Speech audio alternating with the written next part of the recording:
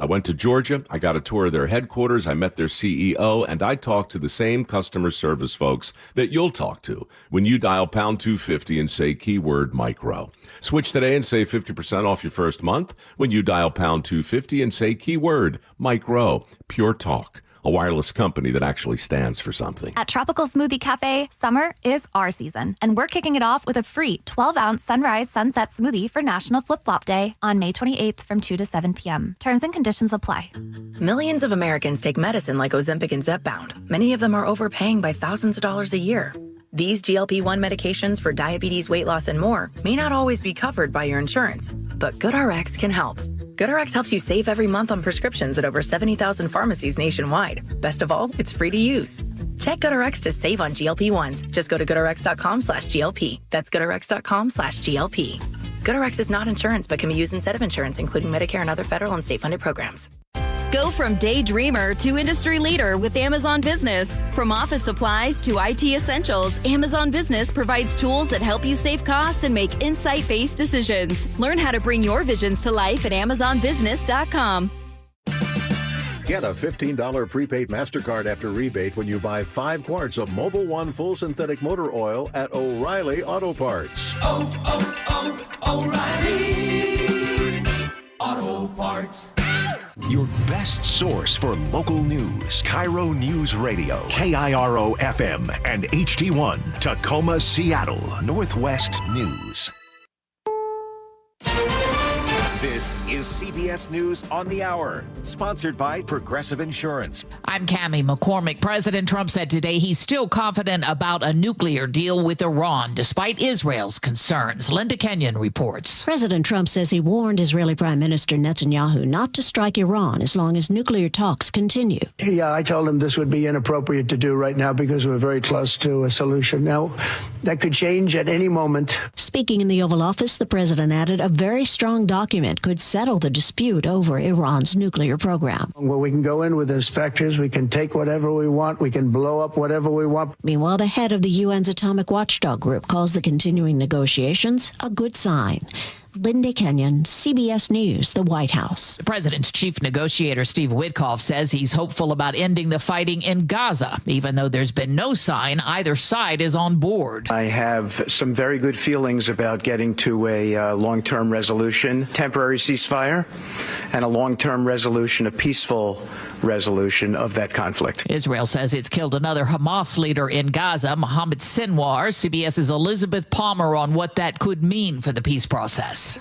He was thought to be a hardliner opposed to a ceasefire, so some analysts are thinking this may allow Hamas to be more open to a deal to release hostages, 23 of which are thought to be alive, and maybe even a truce that would allow some negotiating room. But we're just going to have to wait and see. Secretary of State Marco Rubio now says the U.S. will refuse visa to foreign officials who block Americans' social media posts. CBS's Natalie Brand has the latest memo. He says today he's announcing new visa restriction policy that will apply to foreign officials and persons who are, quote, complicit in censoring Americans, saying that free speech is essential. And for far too long, Americans have been fined, harassed, and even charged by foreign authorities for exercising their free speech rights. So he says that those foreigners who work to undermine free speech should not enjoy the privilege of traveling to the United States. There is a massive manhunt underway in the mountains of northern Arkansas for an escaped murderer and rapist who also happens to be a former small-town police chief. He escaped by dressing as a corrections officer. CBS's Ian Lee. According to an official with the Department of Corrections, they're looking into how he got this uniform. The clothes don't match anything that a prisoner would wear or corrections officials, so that's something that they are currently investigating. Grant Hardin was once known as the Devil in the Ozarks. This is CBS News. Progressive Insurance. Progressive can protect your home, auto, boat, motorcycle, ATV, RV, and more. In short, a lot of things. Bundle today at Progressive.com. Good Sonic star Sean can't lose his business over his felony conviction. That's one of the stories coming up. At first, from the Beacon Plumbing Traffic Desk, great news. Crews have made quick work of that semi-truck crash on I-5 at Northgate. All north and southbound lanes have reopened. Southbound, you are still backed up to Mount Lake Terrace. Northbound, still slow from Capitol Hill, and the express lane switch has been delayed. At South Center, a crash is blocking a lane on I-405 southbound at I-5. You are slow into Renton. And in Federal Way, a crash is blocking a lane on State Route 161 northbound at I-5. Traffic brought to you by Beacon Plumbing. For all your heating, electrical, septic, and mechanical needs, stop freaking call Beacon. KIRO News Radio 97.3 FM Northwest News. Now, the latest from KIRO News Radio and mynorthwest.com. Good afternoon. I'm Heather Bosch. The State Patrol is calling it a miracle that no one died when that semi and 5 cars collided on I-5 at Northgate Way today. KIRO News Radio's Spike O'Neill drove by and described what he saw. There's one car in front of the semi pinned against the side of the guardrail. There was another car that is literally entwined into the bed of the semi truck, and it's literally caught under the wheels and half under the semi. Firefighters say everyone got out of their damaged vehicles on their own. 4 people transported to a hospital as a precaution. A homicide investigation is underway in Tacoma after a man was found unconscious at South Wilkeson Street and South 37th Street. He appeared to have been shot, and he died from his wounds. Sonic star Sean Kemp has pleaded guilty to second-degree assault after opening fire in the Tacoma Mall parking lot in 2023. No one was injured, and KIRO 7 TV's Brendan Thompson says Kemp might not serve any prison time, but his business is under scrutiny. The Liquor and Cannabis Board says this conviction triggers a review of the marijuana licenses for Kemp's Cannabis, which Kemp is a 1/3 owner of. We tried to see if his co-owners would push to remove him from the license if they wish, but we didn't hear back today. Kemp is expected to be sentenced in August. Seattle police arrested 8 people as protesters clashed outside of Seattle City Hall last night. Metal barriers separated conservative Christians and pro-LGBTQ plus counter-protesters at the City Hall rally. Andrew Connolly Holcomb with the United Church of Christ showed up to support the counter-protesters. The message we preach in the streets is that Jesus Christ has love for everyone, and that this is not it. Other church members and rally organizers are calling for Mayor Bruce Harrell to resign after the mayor blamed their city-permitted concert over the weekend for provoking the prominent LGBTQ plus community near Cal Anderson Park. Luke Ducey, KIRO News Radio. It was a career performance for Mariners starter Logan Evans. 8 brilliant innings in the book for young Logan Evans. The rookie pitcher shut down the Washington Nationals, allowing just 1 run and striking out 4 batters last night. The Mariners' bats came alive, and the M's won it 9-1. Game 2 of the series tonight at 6:40 on 710 Seattle Sports. This weather update brought to you by State Roofing and Exteriors. Sunshine with highs around 80. It's 78 in downtown Seattle. I'm Heather Bosch. Your best source for local news, serving Western Washington and the world with the KIRO News Radio app. Always streaming live on your smart speakers. You're listening to KIRO News Radio, Northwest News. It's the all-new Jake and Spike Show on KIRO News Radio. No, it isn't. Hey, everybody. Welcome to the Jake and Spike Show. I'm Spike O'Neill. Jake Skorheim today, putting in a little of that community service, right? What a man. Community Service Volunteer Day. Bonneville Broadcasting, which owns KIRO News Radio and Seattle Sports, very encouraging of community volunteerism. They make a corporate effort to give us opportunities and to stress how valuable it is to give back to your community. And Jake Skorheim taking a day today to do a little volunteer work around town. So, to my right, your left, if you're watching on the YouTube channel, and if you're not, shame on you. Greg Tomlin's sitting in today, my friend. Welcome. Spike, a pleasure and privilege as always. Thanks for having me on with you today. I give you $1 every time you say that, by the way. Here's your first buck of the day. Show me the money. Show you the money, my friend. So how have you been? I've been really well. How about yourselves? I've been enjoying the ongoing conversation about what seems to be the most controversial issue of not just today, but also yesterday, and I'm chomping at the bit to get in on it. It's winning the week. Or losing the week, losing the city's reputation, losing the city's luster, if you will. Can we talk really quick, though, before we get we're talking about the protest that started on, was it Saturday at Cal Anderson Park up on Capitol Hill, a religious conservative organization, part of a national campaign called Mayday, came to town. And I hate the pun, but all hell broke loose. You know, talking well done. face of promoting a good Christian set of values there. But let's talk about the traffic incident on I-5 for just a moment. I think it even affected me going northbound on I-5. Oh, absolutely. Because what happened if you missed this story? Again, shame on you. A lot of shame being thrown out by me. I'm quite the high horseman today.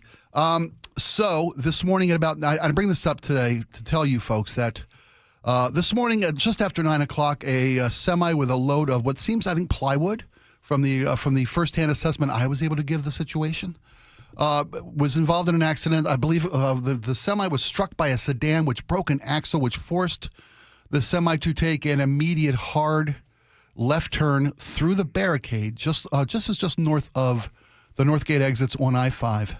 The semi went through the barricade, taking two cars with it. A third car was involved in the accident and drove the semi all the way across the northbound lanes. All four northbound lanes closed as the semi plowed into the barrier on the eastern side, the eastern shoulder of northbound I-5. All flow was completely shut down northbound. It was reduced to one lane of passing traffic on the southbound. I say that because less than 3 hours after this accident occurred, and there are some photos on mynorthwest.com.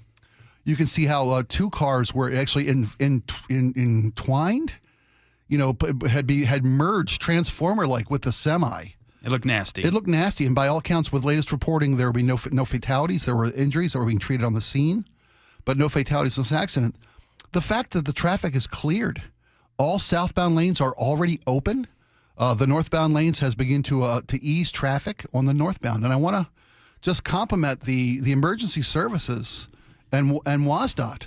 Yeah, they have that down to a science. I thought that was cleared rather fast as well. I was stuck in the southbound traffic on my way to KIRO, and was able to literally at a crawl, snail's pace, go by the accident scene and took some photos that we've posted on mynorthwest.com. I expected this to be affecting the afternoon commute.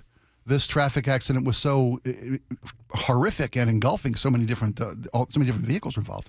But I just wanted to give praise and a shout out to the Seattle Police Department, Washington State Patrol, Emergency Rescue, medical teams, all the EMTs that were there, and WASDOT for getting this thing cleared out in expeditious fashion that gives Seattle their roads back. And the main line, I-5 it's the backbone of our transportation network around here. So, Here. And Spike, are you one of these people that sees an accident like this and has to take the corresponding video and photos for evidence? Because I am actually. Unfortunately, it's probably illegal. But I'm like, hey, I waited so long for this. I got to get some evidence that this happened. Well, like a step beyond rubbernecking. I got out of my car and posed for a selfie. I got myself into the shots. I'm kidding. I did We're not advising anybody to do this, by the way. But Let's discourage it. Traffic was stopped because I was in the southbound lane, merging from 4 lanes to 1. Mm-hmm. There was a lot more waiting than rolling in my commute. So I was able to I took a series of photos that are, you can see the accident on the photos on mynorthwest.com. But I leaned into it because I thought I actually called into the station, gave some updates on the incident before we had full comprehensive understanding of what was going on. Right. And I was able to take some photos of that. But yeah, I'm that guy. I like to send a nice burning car, around to my friends. Hey, look what I saw. I mean, is that just human nature that we all do Absolutely. For time immemorial. Yeah, exactly. Yeah. Well, luckily, again, no one, as last report, there were no fatalities involved in this accident. We don't know the extent of those injured in the accident. We wish them, of course, the very best. And again, compliments, our thanks and compliments to all those who responded, and not just the accident, the traffic nightmare that followed. Then getting back to the nightmare of this weekend and the protest and counter-protest that followed. Again, Saturday's event at Cal Anderson Park was part of a national campaign. I think it's a 5-city tour. Yeah, they go around the country holding these events. May Day, and it's a Christian. I want to make sure you probably know better than me. I've seen it portrayed as a lot of things, most of them inflammatory and derogatory, from reporting in the Seattle area. Some I would have to even myself call biased reporting or slanted reporting, at least at the kindest interpretation. Well, I think this event and the events that have followed are in some ways a microcosm. And I want to begin with a little bit of a preface here before we dive into this complicated and even emotionally charged topic. There's so many angles to unpack here, Spike. The event at Cal Anderson Park, the protest, counter-protest at City Hall last night. It deals with issues involving free speech, constitutional rights, faith, the law, pluralism, values, the way government operates. And it's really a subject tailor-made for KIRO Radio. And I have to admit to you, it has been so wonderful to hear the vast array of voices here, from G and Ursula to Curly to you and Jake and whoever's chiming in on this, because really at the end of the day, the essence of our democracy and our constitutional republic is a dialogue. It's not monologue. And at the heart of these conversations, which I have felt and has really come across to me as a listener, has been the motto of "Come, let us reason together." And I really just think it's been so awesome to hear everybody's take on this as we try to process it, interpret it, and garner some takeaways. And so I'm not a scholar of religious information or songs. I don't remember "Shall We Gather with a Bullhorn." I don't remember that as one of the hymns from my local church when I was growing up. Again, so I heard you and Jake talk about this yesterday, and it's such a gift to be able to chime in today with you and sort of have a back and forth here. And have 24 hours to build your argument, you crafty guy. And when you and I look at stories, or anybody who's on the air looks at stories, I think one of the big things we try to draw out of them is what's the essence here that we're trying to communicate, or what's the most important part of this? What's the fulcrum of the story that is most pivotal to communicate, right? Well, but that changes too from person to person. It's a personal, exactly right. Personal feelings Yes. and an effect of a story like this. So I want to start with the civics part of it, right? Great, because we could all use a little civics lesson for these days. Okay, and so this was a permitted event, right? And Absolutely. you and I even had a little brief discussion in our pre-show meeting. Is like, should this event have been granted for Cal Anderson Park at this time, given the optics of it, given that it was going to be a little bit provocative? And look, in a free society, you might not like it, but just because an idea is unpopular to a certain region or to a certain group of people, that's the First Amendment at work, right? Absolutely As long as the event is not calling for violence or calling for people to break the law. It could be a divisive issue, a derisive event. It could be a provocation. That is not grounds to deny a permit to someone, right? Agreed. And I would imagine that a group even has a legal case if a mayor or a city says, hey, you can't have it here because, the parking situation is too complicated, so you need to move it to another city. Then I think that group could probably come back and say, well, you granted it to this group that had no problem with parking, and then you'd get in a whole host of legal That's a ruse. That's a political justification for denial of liberties. If you are against this religious group that came to hold this event, and you're ticked off at Mayor Bruce Harrell and the city officials for granting the permit here, I don't know what legal grounds you have to stand on that. You might not like it, but again, this is America. This isn't Britain. This isn't South Africa. This isn't Venezuela. We have the First Amendment here. And just because it's a bad idea doesn't mean it's against the law, okay? Yeah. And so I don't think people have much grounds when we're talking about the far left for being upset at the mayor in this instance. Okay, and then there's the issue of the mayor issuing a statement that ticked off the religious group. And it basically said, today's far-right rally was held here for this very reason, to provoke a reaction by promoting beliefs that are inherently opposed to our city's values in the heart of Seattle's most prominent LGBTQ plus neighborhood. We fight against bigotry and unfairness and stand for Seattle's value of inclusion. This ticked off the Christian group. Yeah, I saw this. And led to calls for his resignation and this protest that happened at City Hall. Now, I would like to say to that Christian group, what grounds are you calling for his resignation? Because the mayor here is just stating what he believes. He hasn't committed any act against the law by issuing this statement. He's trying to reflect the values of Capitol Hill and the city he represents. Yeah. And to this Christian group, like it or not, that's the majority of people in Bruce Harrell's constituency, right? Exactly right. And he's trying to reflect their values. And I take no offense or no issue with that section of the mayor's statement. I think to say that this group wasn't being antagonistic in their selection of Cal Anderson Park, one of two options presented to them. They at first wanted to be down by Pike Place Market at that park, and you can understand from a Saturday of Memorial Day weekend and the tourist attractions and the traffic down there, that's not going to be a good place to let a concert, is a musical event and rally be held. It's too intrusive on the everyday financial, business of running the market. So the city offered them two other options. And this gets back to your point about the free speech rights of this group.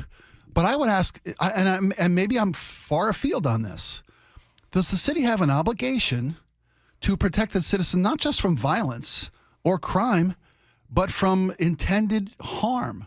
And I would say that what could be labeled as hate speech by this Christian organization, the anti-LGBTQ plus message that they champion under banners and across sweatshirts, does the city have an obligation to protect that community from the hate speech and slander of this organization in what is acknowledged as the heart of the pride community of Seattle? Yes. I think you have to go back to your phrase, which you chose carefully, which is intended harm. What does that mean? Do words equate to harm? They do. And I don't think so. The Supreme Court has decided on this a number of times. And the Supreme Court will deem it as fighting words that are illegal. Fighting words are not hate speech. Right. Fighting words are a direct incitement to cause violence or to commit some type of illegal activity. If you're saying, let's go get these people and beat them up, that is against the law. If you're saying we believe in traditional marriage, we believe that there are two genders, that cannot be construed as something illegal given the First Amendment. You might not like it. You might think it's a provocation. You might think it hurts people to hear it and hurts their feelings, but that does not render it illegal by the law standards. If only they stopped at that. I think they do stop at that. When they say protect our children.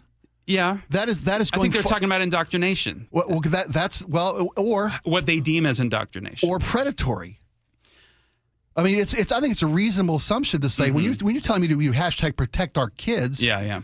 You are saying that this group is a threat to your children, and you have the right to say that. You do. You're not saying let's go beat up those people. Isn't that derogatory to the LGBTQ plus community? Yes, but derogatory. So it doesn't that community have an expectation of protection by its city to not allow a permit for a group that's coming in to slander and present falsehoods about this community? That they are predatory, that they are indoctrinated by nature. Well, it's that we can teach your kid to be trans or gay. It's a difference of and opinion. We're coming for your kids. On what you deem as false. Agreed. And the mayor is correct to point out the values of Seattle, and in particular this region, Capitol Hill, is diametrically opposed to what they are trying to communicate. Right. So it may be a common sense say, look, this park is available, but there's a more common sense place for you to have this, unless you're looking to shake the tree a little bit. But then that could be seen as an infringement on your First Amendment rights. And Curly brought this up yesterday rather masterfully. 1977, you had Nazis that wanted to march in Skokie, Illinois, which is a heavily populated area of Holocaust survivors. Disgusting, abhorrent, reprehensible. Yeah, I would go along with that. And that's why they specifically picked that neighborhood. Exactly right. And now I'm not comparing apples to apples here, but I think when you lay down a principle, you should be able to talk about the extremes of the principle to test it, to see if it has merit, right? Agreed. So that's why we're bringing up what happened in Skokie, Illinois.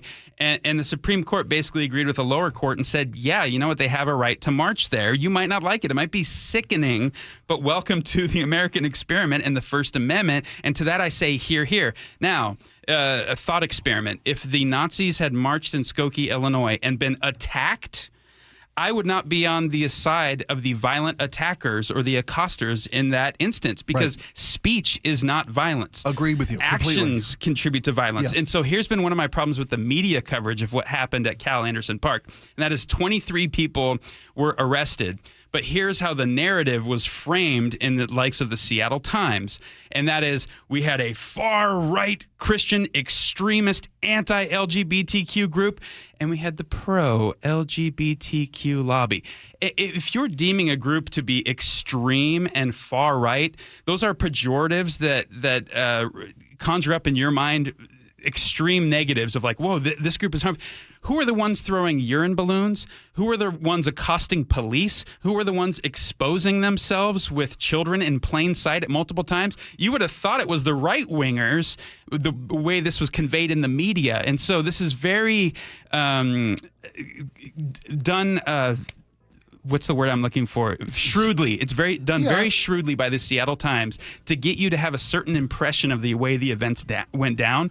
Would you classify everybody that was protesting the conservative rally as violent Not extremists? everyone. Right, Not exactly. everyone. And the Seattle police did their job. They arrested 23 totally. people. I would venture to guess that everybody that did push it too far and turned to violence or public displays of nudity, those people were arrested. That's what's supposed to happen here. Agreed. But I think that calling the conservative group far-right extremists is a pretty accurate portrayal of who they are. You don't think they're extremists that are throwing urine balloons at people worshiping in a park? I think they are the extremists. I think, but not the protesting group. Those aren't all extremists. People out there with LGBT rights or human rights are not extremists. The people who are extremists are the ones who assaulted police through feces, a public exposure. Those are the extremists, and those people were arrested. And I would just disagree with you insofar as I don't think people that promote traditional sexual norms are extremists either. But that's the come let us reason together part of this. We have a difference of opinion on that. I wouldn't paint the entire anti-demonstration, the LGBT plus, I wouldn't paint them all as extremists. And I wouldn't paint that Christians' beliefs, all their beliefs aren't extremists, but we stop at, traditional marriage. And we stop at Jesus loves you, unless you're bi, unless you're gay, unless you're trans. Then Jesus doesn't love you in the eyes of this group, and that to me is an extreme point of view. Spike, I wish we had 3 full hours on this because I want to get into the faith aspect of this next, which is what you just sort of alluded to and started to touch upon. Yeah. I like having you here. I love being here. Dare I say I love having you here. Yes, my Thanks brother. for this exchange. Yeah, I've been looking forward to it all day. What do we got? When we come back, what we got? We're going to lighten the load a little bit when we come back. Laura, what's next? I know you printed out for me, but I'm a little popped up. Literally lighten the load. No more free bags at Southwest Airlines. Uh-oh. That's over. Speaking of lost of traditional values. And I want to know, is there any point in flying Southwest anymore if they've taken this away from us? They're taking away the cattle call seating, right? They're going to reserve seating, and they're going to no free bags. So we'll talk about it when we come back. It's the Jake and Spike Show with Greg Tomlin. We'll be right back.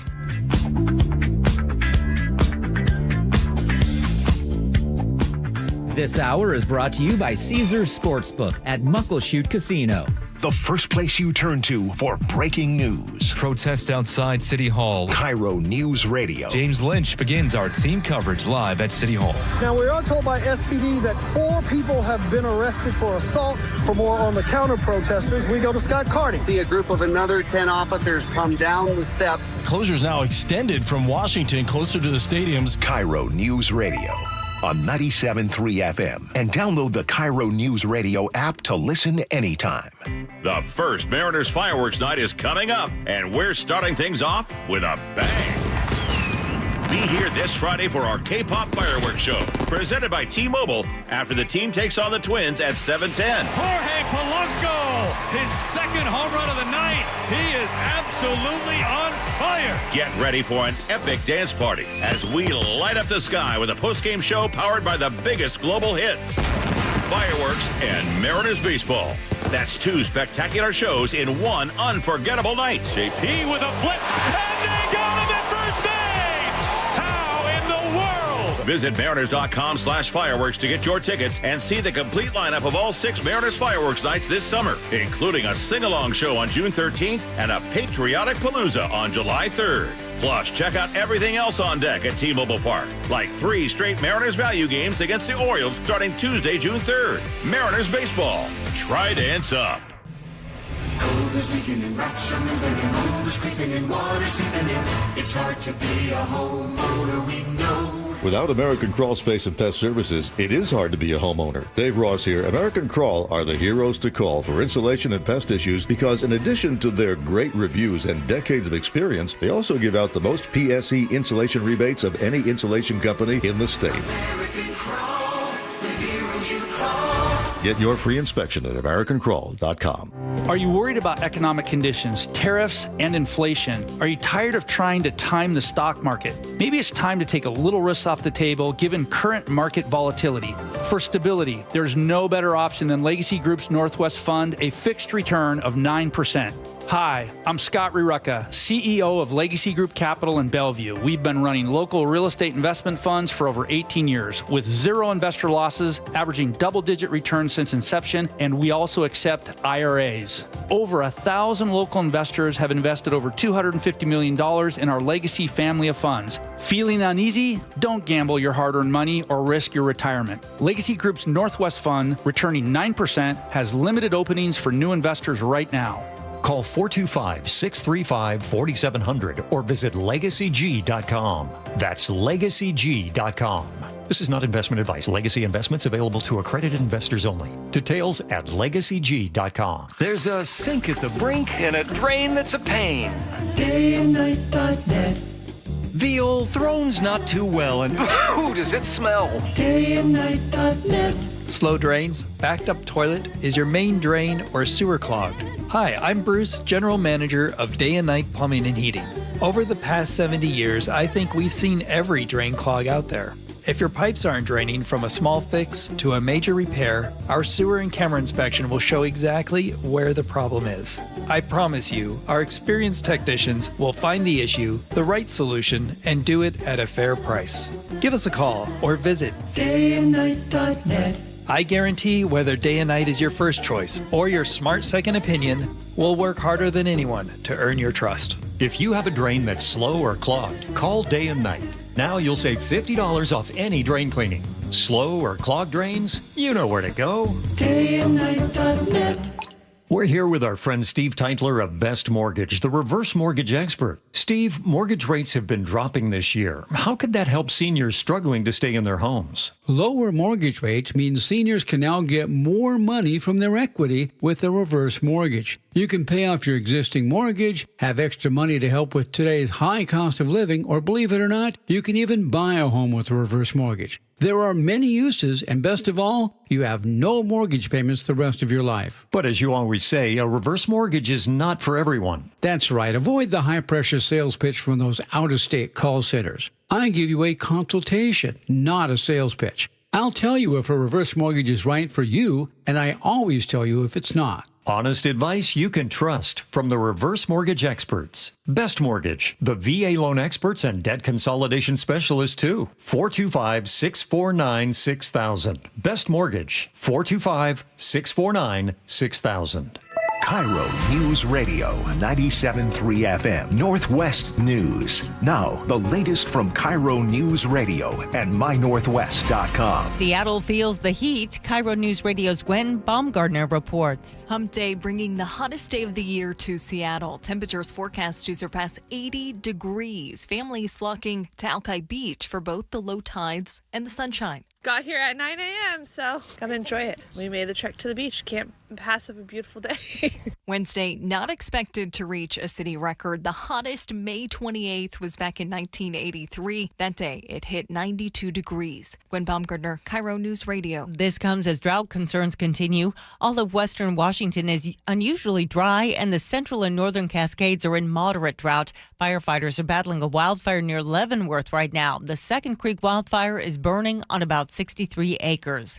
Nearly 2 years after deadly wildfires on Maui, Hawaii is imposing a new tax to address wildfires and eroding shorelines attributed to climate change. Democratic Hawaii Governor Josh Green. If we don't do proper destination management, if we don't keep our beaches properly tended to, if we don't make sure the parks are perfect, people will stop coming here. A 3% tax applies to hotel rooms and vacation rentals. The Trump administration is freezing all new student visa interviews at U.S. embassies and consulates so the State Department can go through their social media accounts. This follows several on-campus protests against the Gaza war. Word that a senior Hamas leader has been killed. CBS's Remy Inocencio on what Israeli Prime Minister Benjamin Netanyahu is saying. Mohammed Sinwar, the younger brother of Yahya Sinwar, who was killed late last year, has now been killed. It's hoped this will reboot ceasefire talks. President Trump was today asked if he thinks Russian President Vladimir Putin still wants an end to his war in Ukraine. I'm very disappointed at what happened couple of nights now where people were killed in the middle of what you would call a negotiation. I'm very disappointed by that. Over the weekend, Ukraine saw the biggest Russian attack since the invasion of 2022. The CDC is warning that more people are contracting measles while traveling. CBS's Alexander Tin explains. The CDC says measles can be contracted in travel destinations like airports, train stations, and around large crowded events. And the agency says if you're not up to date on your vaccines, you might want to consider postponing your trip. On Wall Street, the Dow was down 175 points, NASDAQ off 18. From the Beacon Plumbing Traffic Desk, the crash has been cleared from I-5 at Northgate. All lanes reopened north and southbound. Still backed up from Northgate back to Seattle. Heading north, travel time ever to Seattle is back down to 30 minutes. At South Center, a crash is blocking a lane on I-405 southbound at I-5. You are slow all the way into Renton. In Federal Way, a crash is blocking a lane on State Route 161 northbound at I-5. Traffic brought to you by Global Credit Union, where members enjoy no-fee accounts and early payday with direct deposit. Learn more at globalcu.org. This weather update brought to you by State Roofing and Exteriors. Sunshine with highs around 80. It's 78 in downtown Seattle. I'm Heather Bosch. Your best source for local news. You're listening to KIRO Newsradio, Northwest News. Welcome back to the Jake and Spike Show. I'm Spike O'Neill. Greg Tomlin filling in today. And you travel a lot. Well, I know you got a family. You got a big family, a reasonably big family.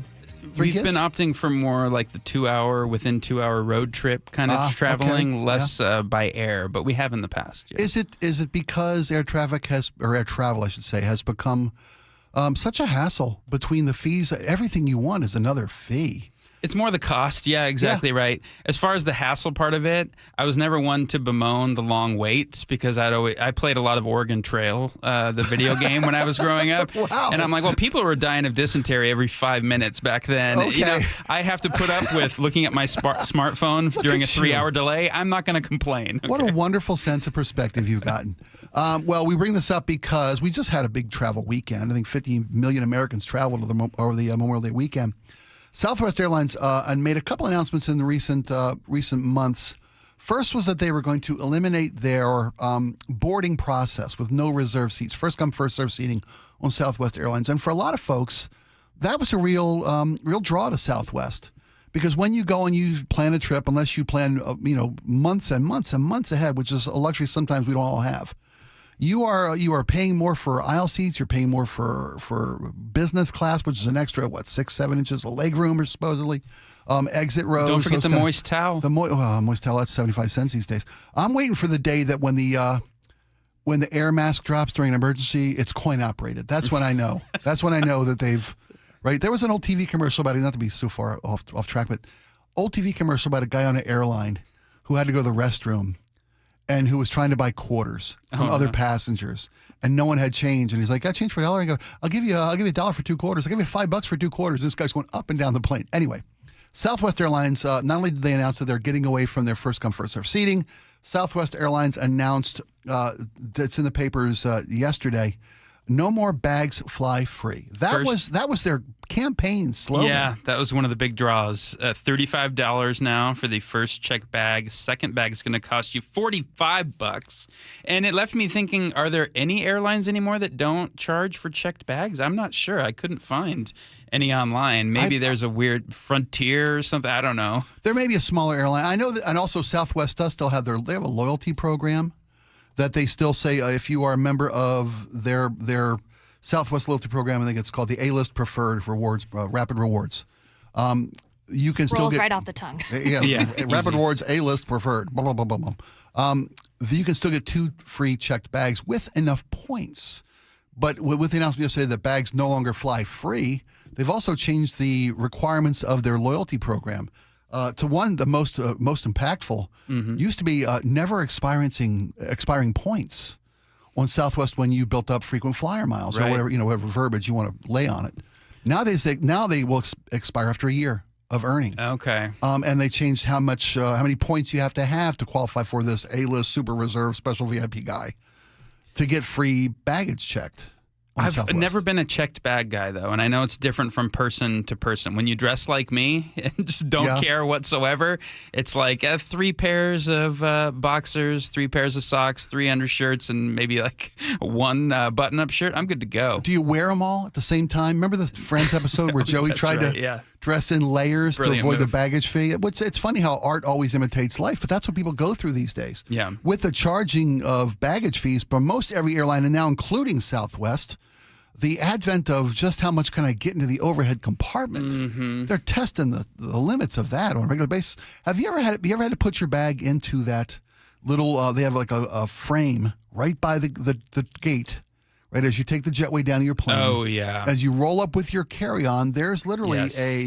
if your bag doesn't fit into this little frame, it will be checked here at the gate. Well, and then one of the attendants puts like a little ticket on the handle, and you're just thinking, this is when the prayers began. That bag makes its destination. I hope I see you again, dear friend, luggage. luggage. I have had to do that a couple times. And you know, if you're a traveler like me, the extreme valuables that you carry with you on a trip, you don't want to put in checked baggage. My question is, how long can I extend the family boarding privilege? Because a lot of times they'll say, oh, if you have very young children, you can board. And for the longest time, we did that. But my oldest daughter's pushing 14, and my youngest is almost 9. And I'm thinking, could my 9-year-old pass for a 4-year-old? I think. But we're starting to get to that time where we get the evil glance from people. The side eyes? Yeah, you don't want I don't think those are very young children anymore, sir. That's what. Well, if you could have your little one throw a fit. That's that's the thing. If they throw a fit in the gate area, I like that. And then the other passengers are happy to have you go on and board. Right. Just get away from us now. We'll have a few minutes apiece. We'll encounter you later, but for now, get out of here. So if you are a Southwest loyal passenger, just be aware. Unless you're one of their rewards program members, now bags no longer fly free. And I don't know if there's any reason, as Laura put the question out before we went to break. What is the reason to fly Southwest other than the no reserve seating, first come seating, and free baggage? I mean, they do have low status fares. Symbol. The want to get away fares are still very, very competitive. With other airlines. Singing, the clapping when you land.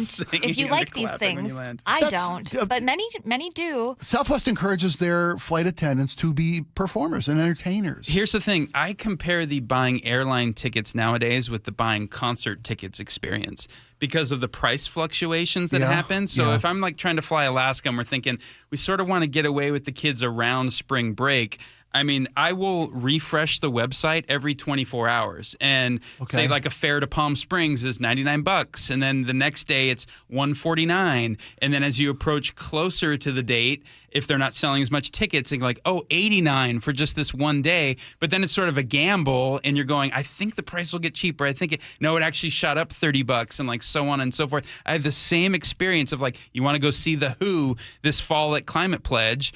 Do you think it's going to sell out? And you're sort of making a gamble. If it sells out, tickets are going to go way up. But if they're not selling a lot, by the time the day of the concert rolls around, you could get $35 tickets if there's empty seats at Climate Pledge. Which that doesn't work with airplanes, day of tickets. Very rarely, right? Do they very drop rarely that with airplane. Do you get alerts on preferred destinations? Is there a way to do that now?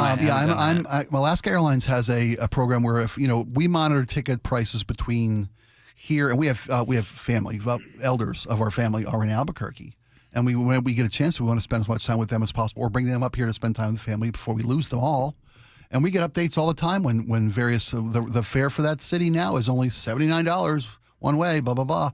So if there are places that you want to go, you don't have to check daily. You can get updates when they keep you abreast of what the current price is on that targeted city. Duly noted. Thank you very much. Are you the kind of guy that when the plane does land, I know Laura likes to cheer and sing along. You like sing along? Is that what you said? Rolling on the runway. Isn't that the Southwest one? Oh my God! Everybody now, join in. Thank you. Are you a stand up in the aisle guy? Are you, as soon as the plane lands, do you get up out of your seat and stand in the aisle? I used to make fun of people that did that because I would look at my watch and go, you have 20 more minutes until they actually start letting us off the plane. But then I found myself becoming one of those people because I just wanted to stretch my legs. That's my point as well. In Turkey now, they've made it illegal for you if you unbuckle your seatbelt or rise from your seat while the plane is taxiing, you can be issued a fine, a civil penalty of a fine. If the plane has come to a dead stop and you leave your aisle before it is your aisle's turn to deplane, and you just want to stand in the aisle and stretch your legs for 15, 20 minutes, That's also a fine in Turkey. Well, in Turkey, I mean, I don't read too much into that because I think marriage is punishment for shoplifting in Turkey. Marriage is punishment. They have a whole host of weird rules and regulations and guidelines. Yeah, it's Erdogan. I mean, we're not there yet, but I also like to get up and stretch my legs after sitting for 3-4 hours or more. I don't mind standing up in the aisle while the plane, the people in front of me deplane. They want you to sit in your seat until it is your row's turn to get off the plane. I don't think that is an expeditious way to keep people off the plane. I'd rather have you up, get your bags out of the overhead, be waiting in the aisle. When it gets to you roll. You roll. Let's roll. All right, it's the Jake and Spike Show with Greg Tomlin sitting in today. When we come back, here's a frequent shopper program that we want you to know about. A burger joint, a national chain burger joint, is going to reward customers for slow suicide. I mean, eating burgers. Oh, okay. We'll have more when we come back.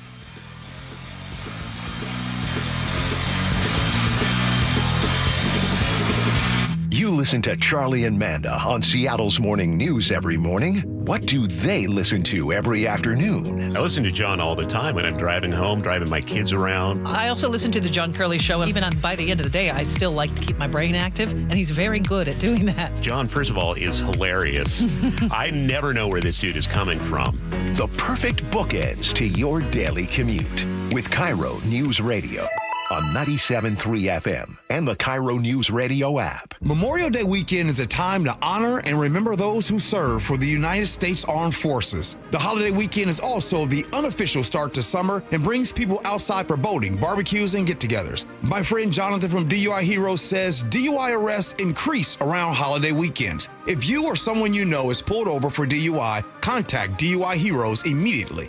Your DUI defense answered 24/7. DUIHeroes.com. Start having fun. Caesar Sportsbook at Muckleshoot Casino Resort is your #1 place to eat, drink, watch, and have fun. Keep up with your favorite sports anywhere and everywhere on property with the mobile app. Visit MuckleshootCasino.com today. Scan the QR code and let the play begin. Muckleshoot. Patrick was way behind on his IRS taxes. I was in way over my head. The total amount ended up being somewhere just over $30,000. $30,000.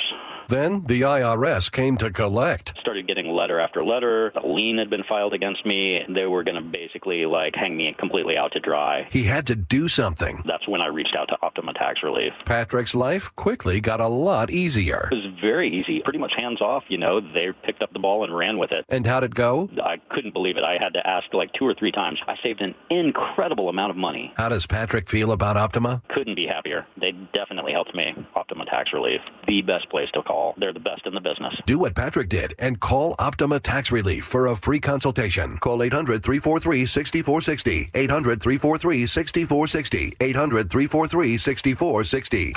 Optima Tax Relief. Testimonial from an actual client. Some restrictions apply. For complete details, please visit OptimaTaxRelief.com. Time is running out to save during our preseason AC sale happening now at Bob's Heating and Air Conditioning. Don't miss your chance to save 10% on a new air conditioner, heat pump, or ductless system to keep your home cool all summer long. Join thousands of satisfied customers and put your trust in the team voted best in the Pacific Northwest year after year. Hurry and call Bob's for your free AC estimate today. Bob's Heating and Air Conditioning. Call Bob. I've always been an athletic guy, but after turning 40, I noticed I was slowing down. I booked a free testosterone check with Revive Health and learned that low T doesn't just impact my performance in the bedroom. I've been following a custom treatment plan ever since, and today I'm feeling stronger and more confident than ever. If you're ready to book your free T-check, text BOOST to 65555 or visit ReviveMensHealth.com to schedule your appointment. Message and data rates may apply. Message frequency varies. Text help for help. Text stop to cancel. See privacy policy at ReviveMensHealth.com/privacy policy. For info on how opt-in info will be used and terms and conditions at ReviveMensHealth.com/terms of use for terms of short code service. Ron is a musician. Guitar is my love, and the thought of losing that ability was devastating. You see, Ron was suffering from osteoarthritis. I was starting to have pain, especially in my right thumb. I had gone to an orthopedic specialist, and they were coming up with options like fusing the joints together. That's when Ron decided to see Dr. Mark Wagner, MD, at Seattle Sports and Regenerative Medicine for stem cell therapy. The results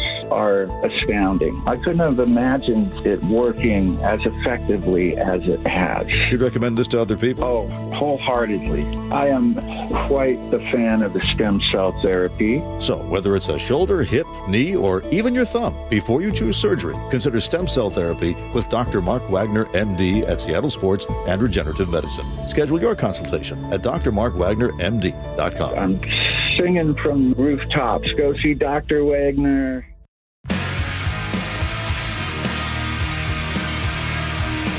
Welcome back to the Jake and Spike Show.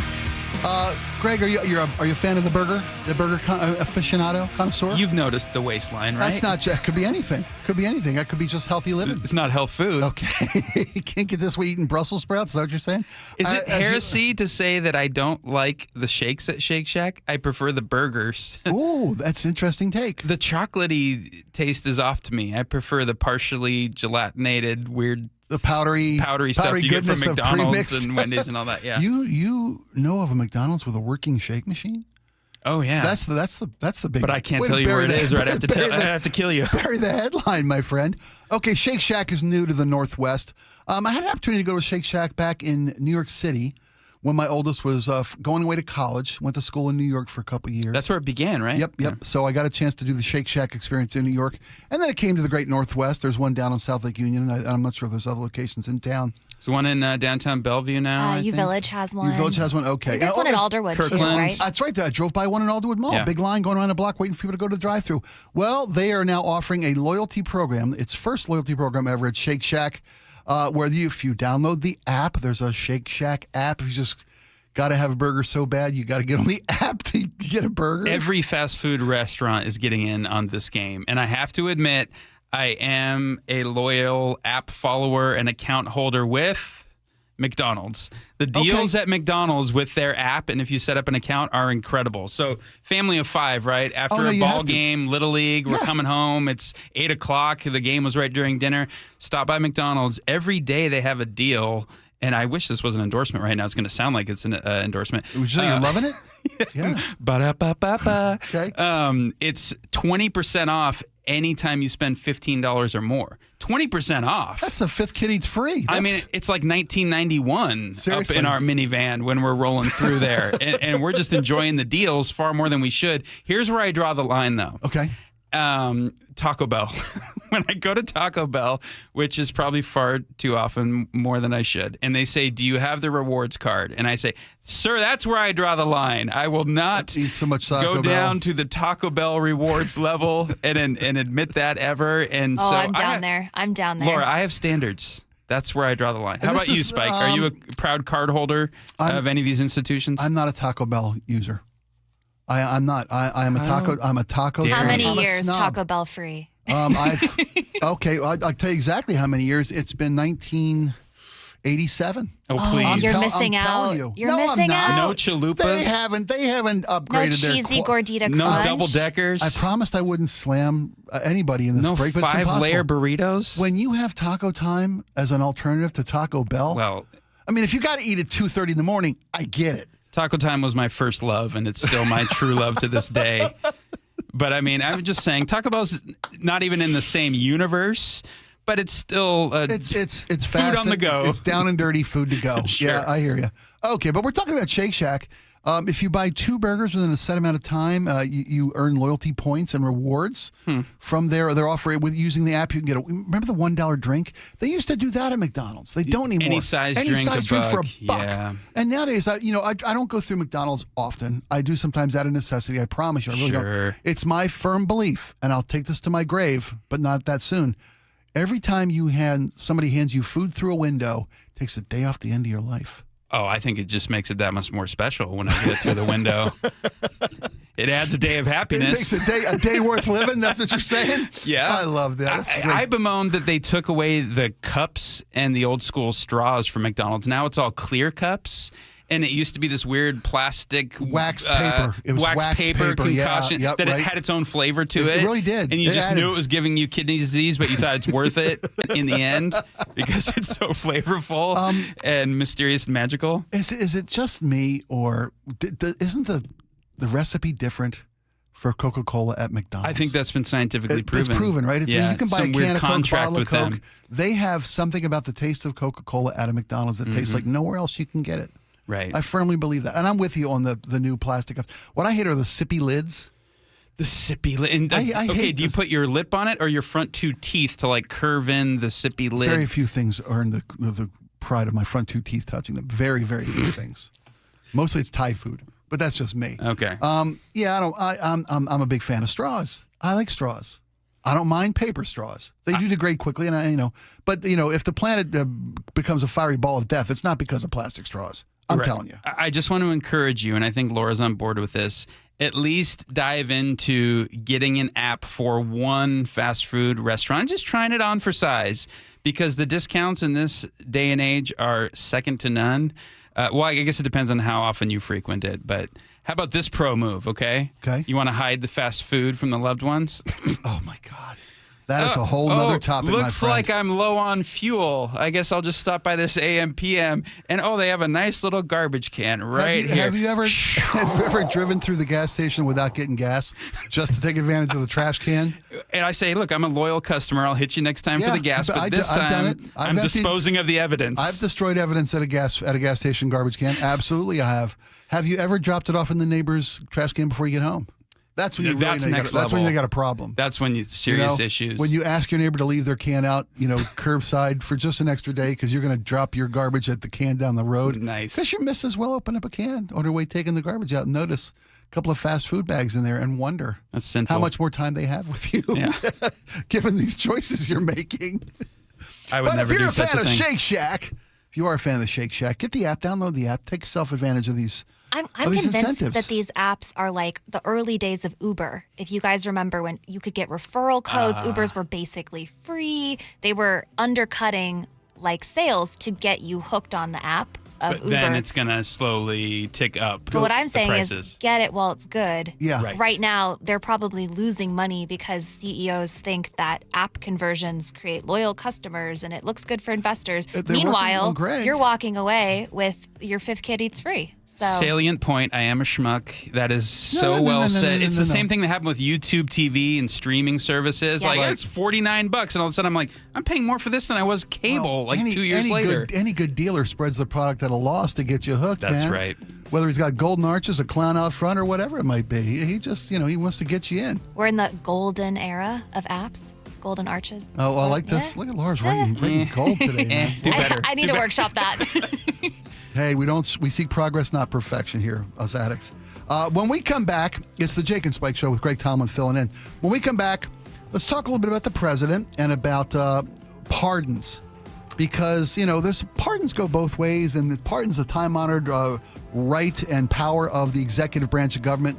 But is this getting a little crazy on pardons these days? Only when it's done with an auto pen. Oh my God, it's the Jake and Spike Show. Well, they're still valuable in auto pen. We'll be right back.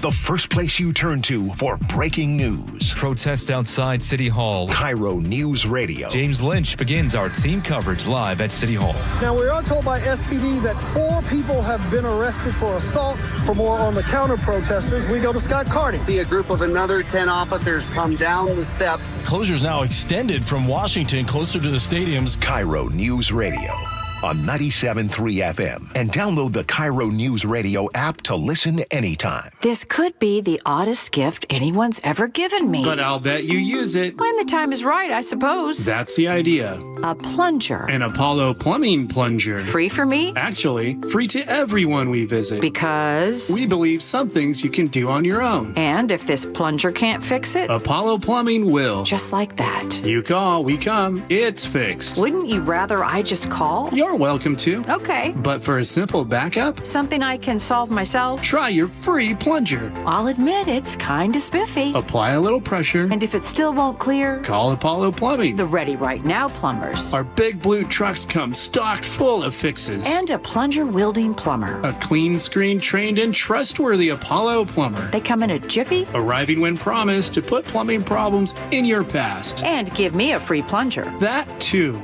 You know, I kind of like this plunger. I'm sure it'll come in handy. Just like Apollo Plumbing. ApolloPlumbing.com. Progressive knows when you're on your boat, you're already on vacation. And Vacation You forgets all your worries. Vacation You doesn't even keep track of time and knows that time is a meaningless construct designed to control us, man. But Regular You knows you don't want to be too far out in the water after the sun goes down because Vacation You doesn't know how to navigate in the dark yet. Vacation You and Regular You really need to get on the same page. So bundle your boat with your home or auto policy and earn an automatic discount from Progressive. And spend the savings on the both of you. Progressive Casualty Insurance Company affiliates and other insurers. Not available in all states or situations. I'm Ed Evans, CEO of Consumer Cellular. No, we're not one of the big guys. Truth is, we don't want to be. If you're over 50, Big Wireless probably has you paying for more data than you might need. You could be throwing away thousands over a lifetime. We're not here to be the biggest. We're here to bring you something we believe is better. Our plans start at just $20. You'll get the same fast nationwide coverage without the big wireless bill. Call 1-888-FREEDOM, visit consumercellular.com/fax or a store near you. Plans include $5 credit for auto pay and e-billing. See site for additional facts. KIRO FM and HD1, Tacoma, Seattle. The success you've already had matters at University of Maryland Global Campus because we're a school for real life. An accredited state university, UMGC lets you earn up to 90 credits toward a bachelor's for prior learning, life, and work experience, or transfer up to 12 credits toward a master's. We offer affordable tuition and online and hybrid courses. No application fee if you apply by May 30th. Learn more at umgc.edu. Certified to operate in Virginia by Chev. I'm Ed Evans, CEO of Consumer Cellular. No, we're not one of the big guys. Truth is, we don't want to be. If you're over 50, Big Wireless probably has you paying for more data than you might need. You could be throwing away thousands over a lifetime. We're not here to be the biggest. We're here to bring you something we believe is better. Our plans start at just $20. You'll get the same fast nationwide coverage without the big wireless bill. Call 1-888-FREEDOM, visit consumercellular.com/fax or a store near you. Plans include $5 credit for auto pay and e-billing. See site for additional facts. Bonneville International Radio Station contests are open to participants 18 years of age or older that are residents of Washington State unless otherwise specified. Employees or agents of the station, Bonneville International Corporation, other area radio stations, or any entity associated with the contest are not eligible to win unless the station otherwise specifies at its own discretion. Persons who have won in the last 60 days from a station contest or event may not be eligible. Full general contest rules are available on mynorthwest.com or in person at the station during regular business hours. At Tropical Smoothie Cafe, summer is our season, and we're kicking it off with a free 12-ounce Sunrise Sunset Smoothie for National Flip-Flop Day on May 28th from 2 to 7 p.m. Terms and conditions apply. Your best source for local news. KIRO Newsradio, KIRO FM and HD1, Tacoma, Seattle, Northwest News. This is CBS News on the Hour, sponsored by O'Reilly Auto Parts. I'm Cammie McCormick. The Palestinian representative to the UN broke down today, describing the deaths of children since Israel resumed its airstrikes in Gaza. This is unbearable. How could anyone tolerate this sorrow?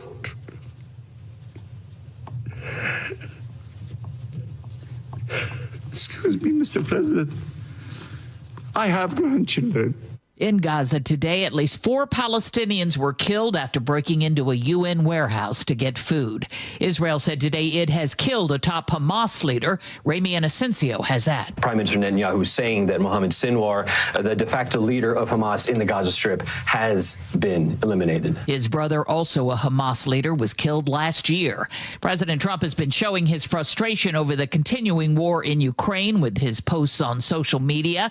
But today he struck a different tone, as Linda Kenyon reports. The president says there are indications Russia wants to make a deal. They seem to want to do something, but until the document is signed, I can't tell you. Nobody can. When asked if Russia may not be serious, we're going to find out whether or not he's tapping us along or not. And if he is, we'll respond a little bit differently. Adding he expects an answer in about 2 weeks. Linda Kenyon, CBS News, the White House. In the mountains of northern Arkansas, there's a manhunt underway for a former small-town police chief who escaped from prison by posing as a corrections officer. A prison worker mistakenly opened the gate for him. People in Calico Rock, where the prison is located, are nervous. We know a lot of the employees out there, and we trust that they are doing doing a great job to protect us. So this is rather shocking, and it's probably as shocking for them as it is for us. Grant Harden was serving time for rape and murder. Sabrina Cupid reports on new studies into whether low levels of lead exposure impact academic performance. Researchers say that even levels considered acceptable right now by the CDC were linked to decreased reading and math scores, and those decreases were seen across the entire study population, and that included children in the 2nd through 11th grade. Researchers say this shows again that there is no safe lead level and urge policymakers to revisit current health thresholds. Health Secretary Robert F. Kennedy Jr. is accusing medical journals of collaborating with the pharmaceutical industry. He's threatened to bar government scientists from publishing in them. That includes The Lancet, the New England Journal of Medicine, and the Journal of the American Medical Association. On Wall Street at the closing bell, the Dow Jones Industrials were off 244 points. This is CBS News. Think O'Reilly Auto Parts for all your car care needs. Get the parts and service you need fast from the professional parts people at O'Reilly Auto Parts. Mother Nature cranks up the thermostat in Western Washington. The story coming up, but first from the Beacon Plumbing Traffic Desk. In Seattle, by the stadiums, a crash is blocking a key intersection at 4th and Jackson. In Seattle, the crash has been cleared from westbound I-90 at I-5. At South Center, a crash is blocking a lane on I-405 southbound at I-5. Your Alderwood to South Center drive is about an hour right now, 20 minutes longer than usual. In fact, any route in and out of Bellevue appears to be running about 10-20 minutes longer. Traffic brought to you by Beacon Plumbing. For all your heating, electrical, septic, and mechanical needs, stop freaking call Beacon. KIRO News Radio 97.3 FM Northwest News. Now, the latest from KIRO News Radio and mynorthwest.com. Good afternoon. I'm Heather Bosch. Temperatures are expected to reach into the 80s in the greater Seattle area today. KIRO News Radio meteorologist Ted Biener explains. That'll be the warmest so far this year. In fact, the warmest since 77 degrees back on May 6th. The record high was 92 degrees set back on May 28th in 1983. The stellar weather is coinciding with low tides, prompting many to beachcomb. For Dennis on Alki Beach in West Seattle, it's all about hunting for sea glass. Pretty aquamarine colors and a lot of brown glass. For Stephanie and her young daughter Olivia, it's sea stars, barnacles, moon snails, and splashing in the shallow water. Yeah, it's just a special thing to be able to share with my daughter. This is what I grew up doing, so. Low tides happen only a few times a year when the Earth, Moon, and Sun all align, creating strong gravitational pull. If you miss this one, look for another like it in late June. Luke Ducey, KIRO News Radio. Some of the 8 people arrested outside Seattle City Hall last night are expected to make their first court appearances today. Trans rights are under attack. What do we do? Stand up, fight back. Counter-protesters and members of a conservative church clashed yesterday. Counter-protesters say those conservatives are anti-LGBTQ. Conservatives say they were attacked and they're angry at how the mayor has handled all of this. On Saturday, 23 people were taken into custody during a similar clash at Cal Anderson Park. Seattle police are investigating 2 separate shootings overnight. A 42-year-old man was shot in the Chinatown International District around 11. Just hours later, officers say a man was shot after he interrupted someone breaking into his car. Both victims taken to Harborview, no arrests. Sonic star Sean Kemp is expected to be sentenced in August. He's pleaded guilty after opening fire in the Tacoma Mall parking lot in 2023. KIRO 7 TV's Brandon Thompson reports. Kemp pleading guilty to 1 count of second-degree assault, a felony. When he pleaded guilty, he admitted to committing an assault. Kemp and his attorneys say he was trying to track down his stolen phone and other stolen things. Both Kemp's attorneys and prosecutors will advocate for a sentence, but the agreement means Kemp could not face any prison time. But because Kemp pleaded guilty to a felony, the State Liquor and Cannabis Board will review whether he can still be part owner of 2 pot shops. This weather update brought to you by State Roofing and Exteriors. Sunny skies today with highs around 80. It's 81 in downtown Seattle. I'm Heather Bosch. Your best source for local news, serving Western Washington and the world with a KIRO News Radio app. Always streaming live on your smart speakers. You're listening to KIRO News Radio, Northwest News. It's the all-new Jake and Spike Show on KIRO News Radio. Welcome back, everybody. It's the second hour of the Jake and Spike Show. I'm Spike O'Neill. Greg Tomlin's going to fill in today as Jake Skorheim is out doing a little community service, a little volunteerism. I mentioned to you earlier that Bonneville Broadcasting, our parent company, strongly encourages and supports our efforts to be involved in our community and do volunteer work. We think it's a wonderful way to spend time. We appreciate Jake taking that time to spend time in his community, and we look forward to him coming back tomorrow. Greg, you're a student of government. I know you're a student of history. I know you've got a passion for history, for how the government operates. And we see the current administration, Trump 2.0, and in some regards, Trump 1.0, they break norms. They test the guardrails, much like the raptors in Jurassic Park. The gloves are off. The gloves are off. The books are closed.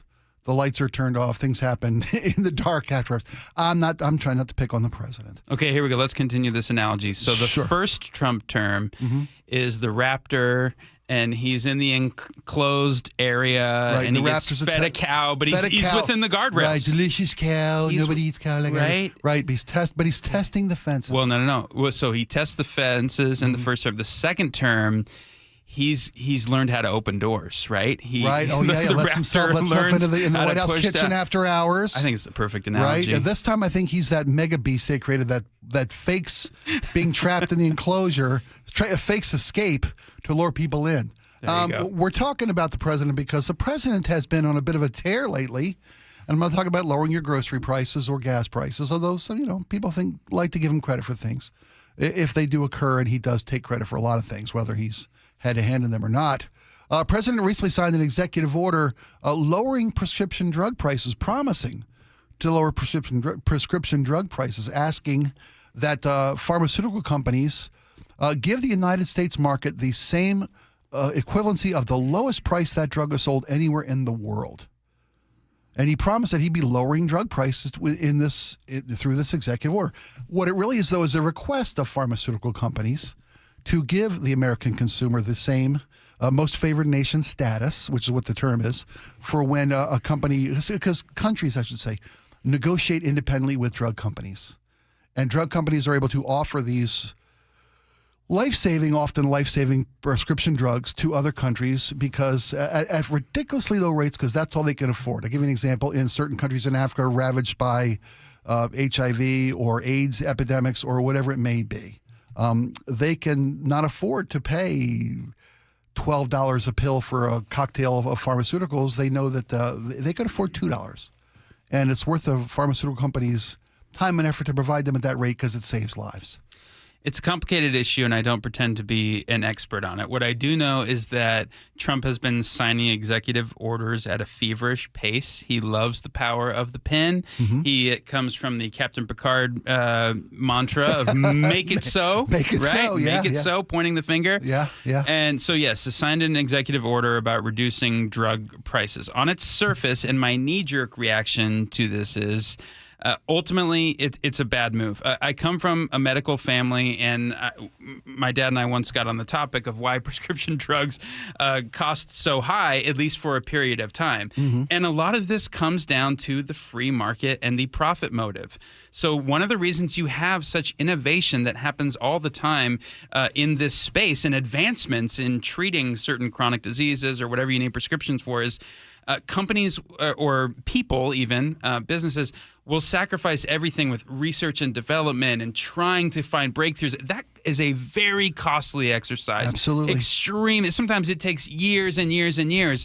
But the potential payoff for that could be in the millions and maybe even billions in some cases. Sure, absolutely. But if you have some kind of either price control or saying, well, there's a limit on money you can make from this at the end of the day, I think in the long term, you're going to stifle some level of innovation. So what happens is when the drugs get approved after all these years of sacrificing money and R&D, they cost an exorbitant amount, like a lot, because they're making a lot of the money back that they lost in the process. Right. And secondly, then they're just trying to make a profit.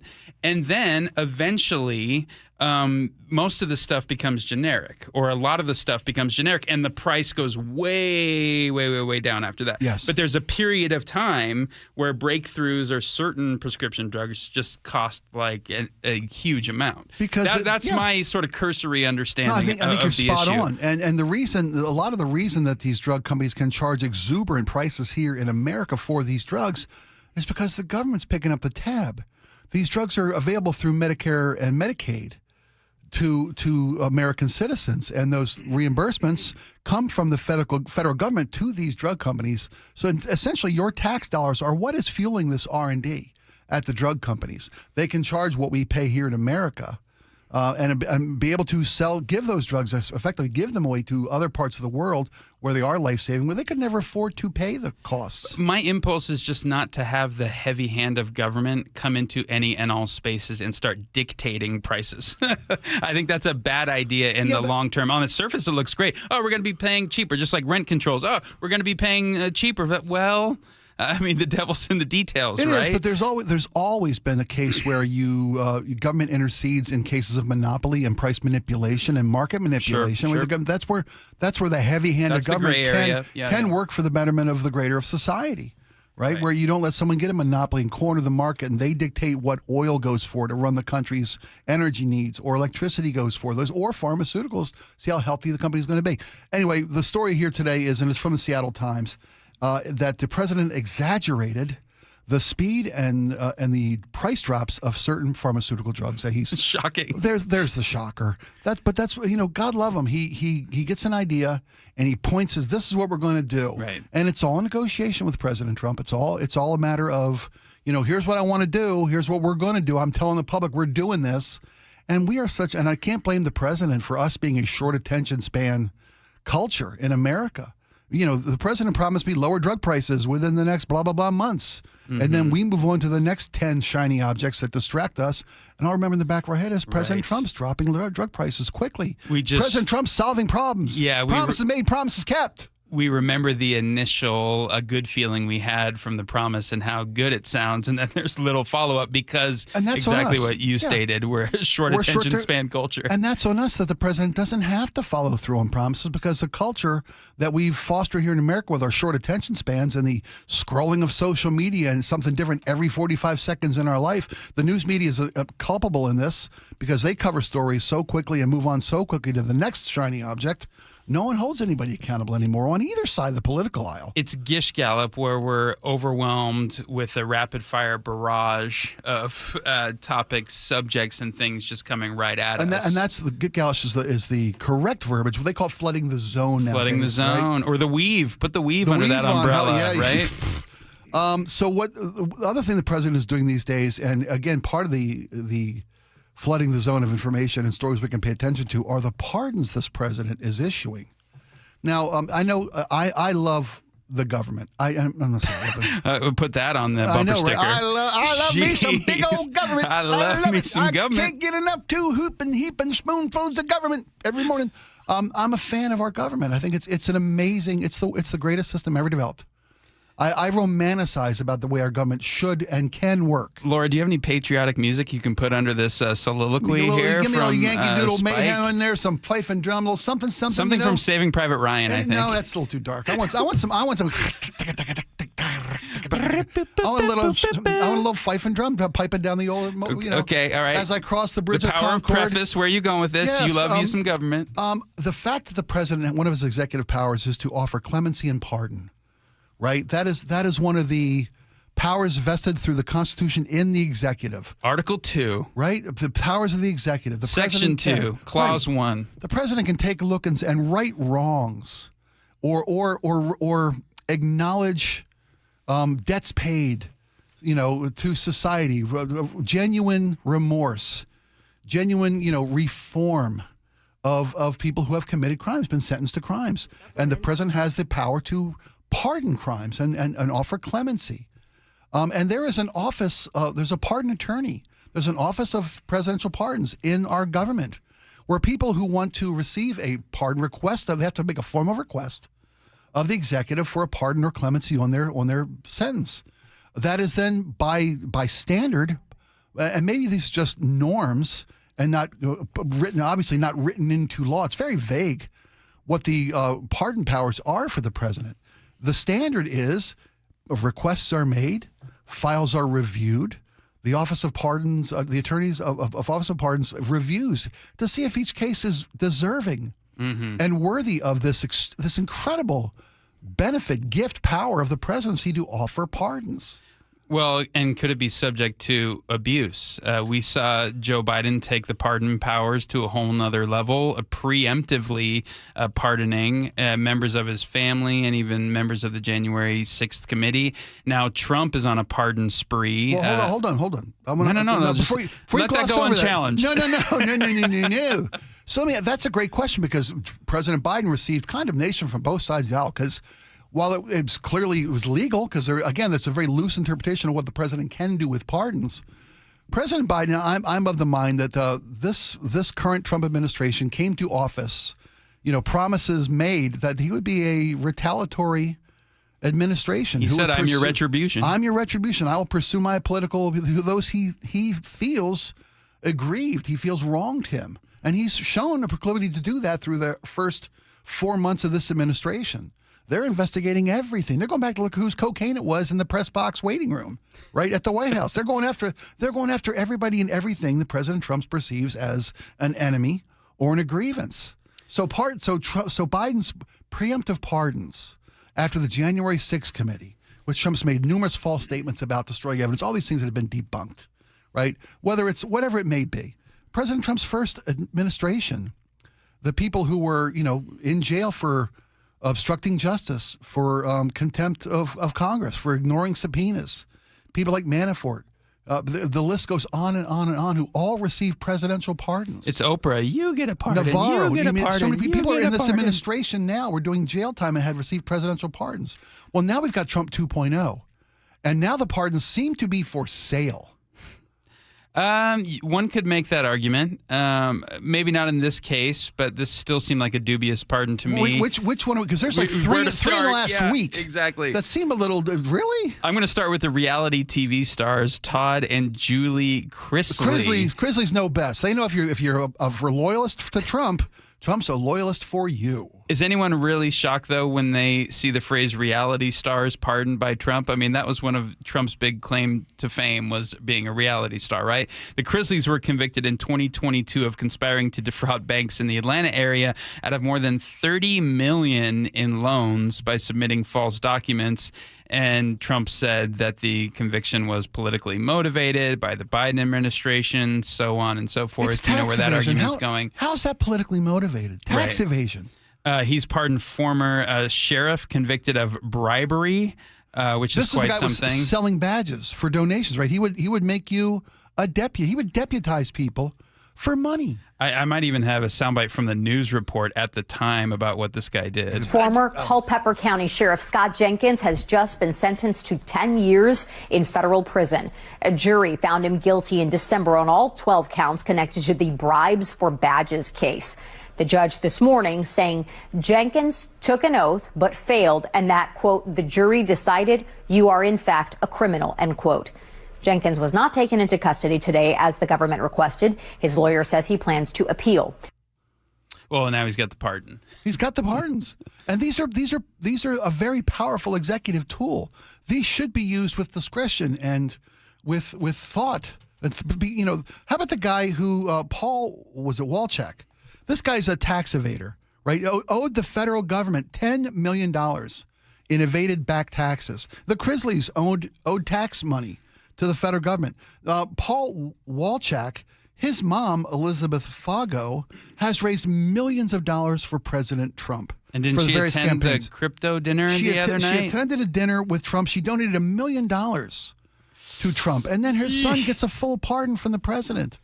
There's no sense of I'm sorry, remorse from this guy. There's no restitution to the American taxpayer. That's our money that these people have stolen. And now the Chrisleys, this Walczak, all these people, they don't have to repay this money to you and me, the taxpayer. That the courts, a jury, a grand jury indicted them, a court convicted them, a jury convicted them. Okay, but you and I both agree that these are dubious pardons. Absolutely. And so what are we positing the notion of here, given that we both agree? It's time to look at the pardon process. I agree. and put some. Are we talking about proposing an amendment here? 2/3 of both houses of Congress being in favor, or 2/3 of the state legislatures calling for a national convention to propose amendments? I mean, is that what it would take? It doesn't take that. Would it take to pass a law saying that the office of the pardon, well, it's in the Constitution, attorney of the pardon that the president has, especially yes, then it would take a constitutional amendment. But we're both saying it's that serious, and it's escalated to such a degree to where it's almost comical. The founders wouldn't have seen such abuses of this level of that type of power that it needs to be reexamined. Well, the Congress, the founders, I think, foresaw this type of I don't want to see character. This type of an individual who would tend to abuse the powers provided to that elected official through the Constitution. So there were systems of checks and balances. There should be a congressional check on this abuse of the presidential pardon power. Regardless of party, if you see the president taking $1 million from a mom and pardoning the son less than a month later and ignoring $10 million owed to the U.S. taxpayer, to the Treasury, for tax evasion, I don't care what political party you are, you should recognize this as abuse of power and step up and propose legislation or a constitutional amendment to put the guardrails back up so that this type of power can't be abused. Now, that could even go to President Biden's preemptive pardons for the people he thought he was protecting from, prosecutorial retribution or potential prosecutorial judicial retribution by the Trump administration. That was his justification for these pardons. Because whether it was his family, they'd been like a 3-year witch hunt for the Bidens, the Biden crime family, blah, blah, blah, blah, blah. How about those Bidens out there making money on the presidency? How about Don Jr. and Eric out there bagging up some Bitcoin this week? They're buying Bitcoin. I thought that crypto dinner stunk to high heaven. And when you ask the Speaker of the House disgusting. about it, did you see this on Sunday? Yeah, Speaker Johnson was asked about it from Jake Tapper, and his answer was underwhelming. President Trump held a closed-door event Thursday night for top investors in his private cryptocurrency. We do not know who was there. The list has not been released. We do not know how much of the money came from outside the country. The president has, of course, a huge role to play when it comes to regulating crypto. I really have a difficult time imagining that if this was a Democratic president doing the exact same thing, you wouldn't be outraged. Well, look, I don't know anything about the dinner. I was a little busy this past week, as you know, getting the reconciliation package over the line. And so I'm not going to comment on something I haven't even heard about. I'm not sure who was there or what the purpose was. But I'll say this. President Trump is very active. He's very engaged. He's the greatest deal maker, one of the greatest deal makers of all time. I mean, that's the definition of a dodge, by the way. Oh he goes on for another minute and a half. How about them dodge doesn't boys? even come back close to the original question that was asked. How can the Speaker of the House, the third line for the presidency, pretty bad. try to plead ignorance about this crypto? It was covered in the news by a lot of different sources. You've got a full staff. I tell you what, Mr. Speaker, we'll go to break. Why don't you read up on it and come back and tell me what you think about this opportunity for people to buy influence or at least an audience with the president. There are crypto investors in Trump's meme coin who have direct benefit from policies that the president makes or executive orders that he signs. There was a Chinese billionaire who was at the crypto dinner, one of the top donors, in fact, the top donor, who was under investigation by the U.S. Department of Justice. That investigation has been closed. I mean, how is... That's just a coincidence, Spike. That's just a phenomenal coincidence. It's just a coincidence. Maybe. But I think we as tax-paying citizens, no matter what party you voted for, we deserve to know that our elected officials are working in our best interests, not their own best financial interests. There are guidelines in place. There are constitutional rules for the emoluments clause that these... Again, Gilgash, is that what we called it, right? Gish Gallop. Gish Gallop, thank you. Flooding the zone when I can remember. I got a small, publicly educated mind. But anybody of any political stripe can see that it's wrong. And we should ask those we elect to stand up for the constitutional norms that have kept us who we are for 2.5 centuries. I'm not just beating a fear drum here. I'm looking at what's going on and saying, WTF? Mr. Johnson, Speaker of the House, why don't you read up on the topic and come back next Sunday? When we come back, it's the Jake and Spike Show with Greg Tallman filling in beautifully for Jake Skorheim.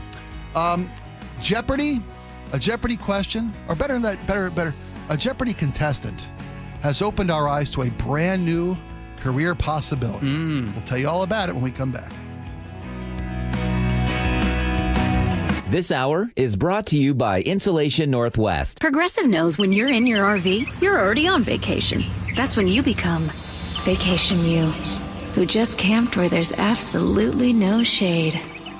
Even though regular you burns easily. In fact, Vacation You burns too, but is too stubborn to admit it, which is why regular you gets in trouble at the dermatologist, because Vacation You doesn't do doctors. So bundle your RV with your home or auto policy and earn an automatic discount from Progressive. And spend the savings on the both of you. Progressive Casualty Insurance Company affiliates and other insurers. Not available in all states or situations. Ready to order? Yes. We're earning unlimited 3% cash back on dining and entertainment with the Capital One Saver Card. So let's just get one of everything. Everything? Fire everything. The Capital One Saver Card is at table 27, and they're earning unlimited 3% cash back. Yes, Chef!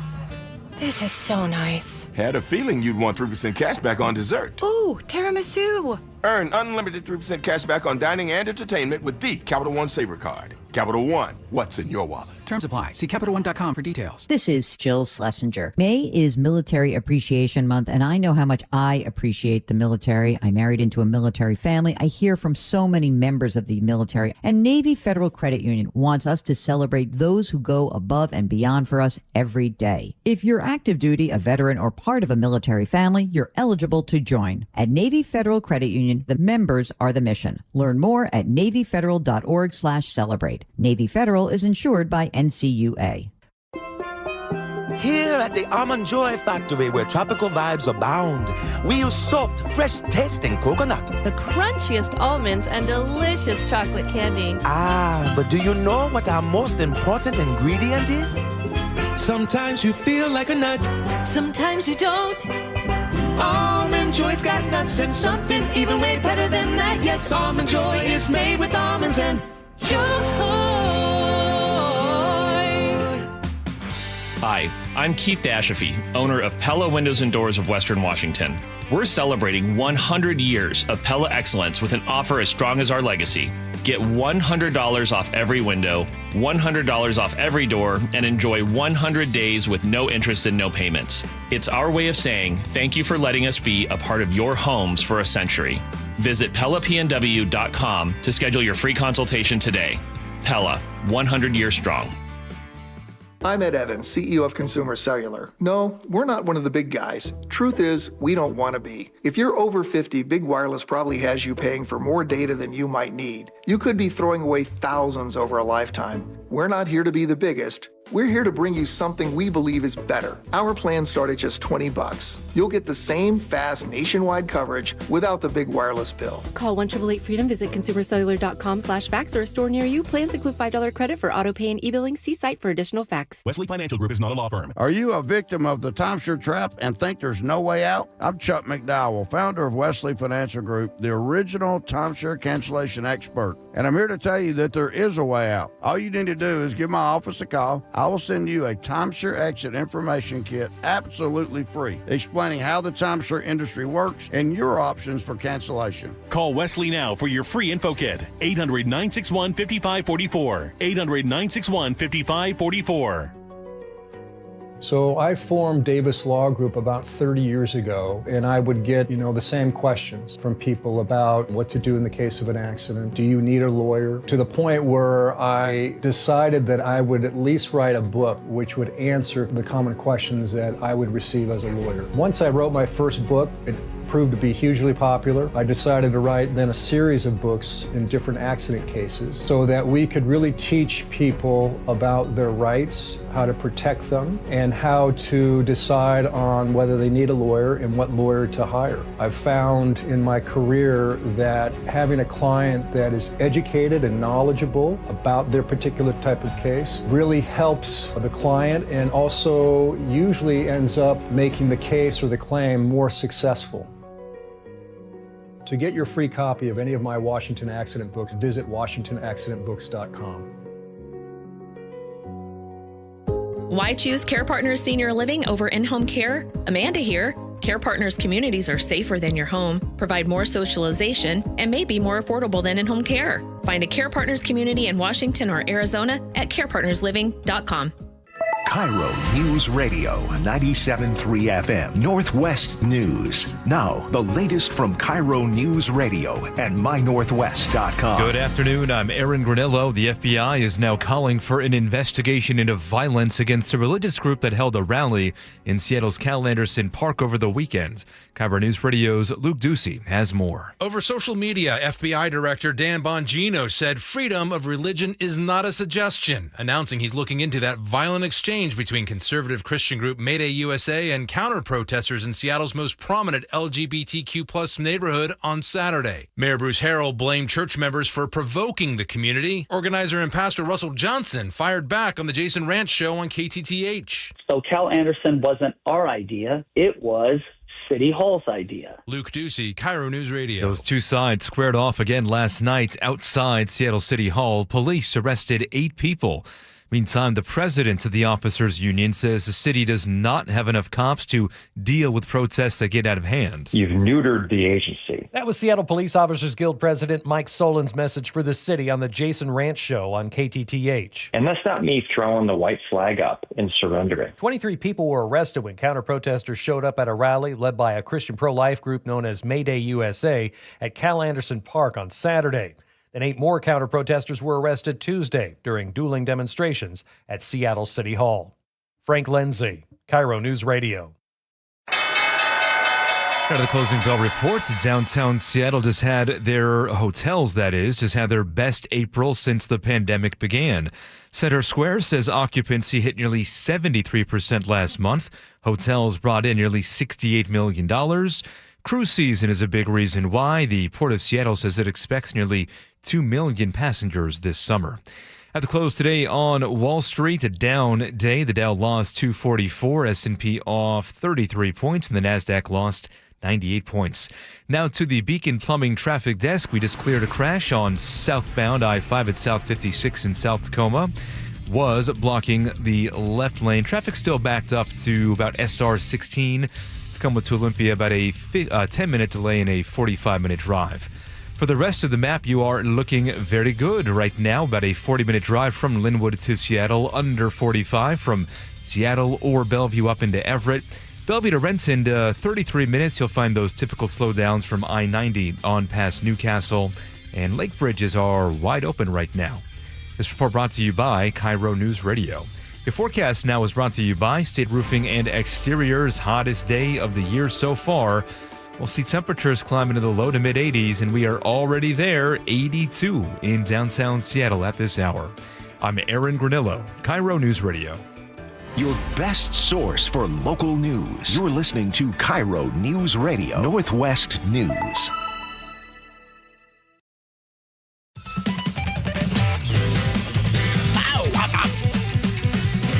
This original? Did you write this yourself? It's good work, man. Do you listen to how fast this person is playing the guitar? Do you think that's legit? Sure. You can do anything in the studio, though. I've seen. You can manipulate audio of any forms. Here's a slight tangent before we get on the next topic. There's a big Instagram controversy. I follow Instagram guitar players, and it's people who show off and get millions of views, right? And they make money from this. And there's one guy, I'm forgetting his name, but they uncovered that he's basically playing air guitar to pre-recorded tracks. Furthermore, he's probably recording at half speed and then just speeding up the video to make it look like he's the most phenomenal guitar player on earth. Where do you stand on the ethics of all that kind of stuff? I want to know that the entertainer I'm enjoying is legitimate. That it is human? That it's human, yeah. I don't like backing vocals at concerts. You know, there was a video recently of, off the subject, Frankie Valli is still touring. At 192, whatever he is this year. I mean, the gentleman is an icon. He's a legend, obviously. He's also now a meme generator with how old he is. And you see him out there on stage wandering back and forth across the stage and not even close to lip syncing to pre-recorded tracks of Frankie Valli in his prime. But yet he has perfect pitch. Right? I mean, it's spot on. It's like he's still a teenager on the sidewalk in the corner of Philly, you know. I don't want to see that. I don't want to see that. Not just in Frankie Valli. I don't want to see vocalists out there lip syncing and backtracking and all that stuff. I want to know they're playing. You know, I love live music. I love going to see shows. I love my guitar heroes.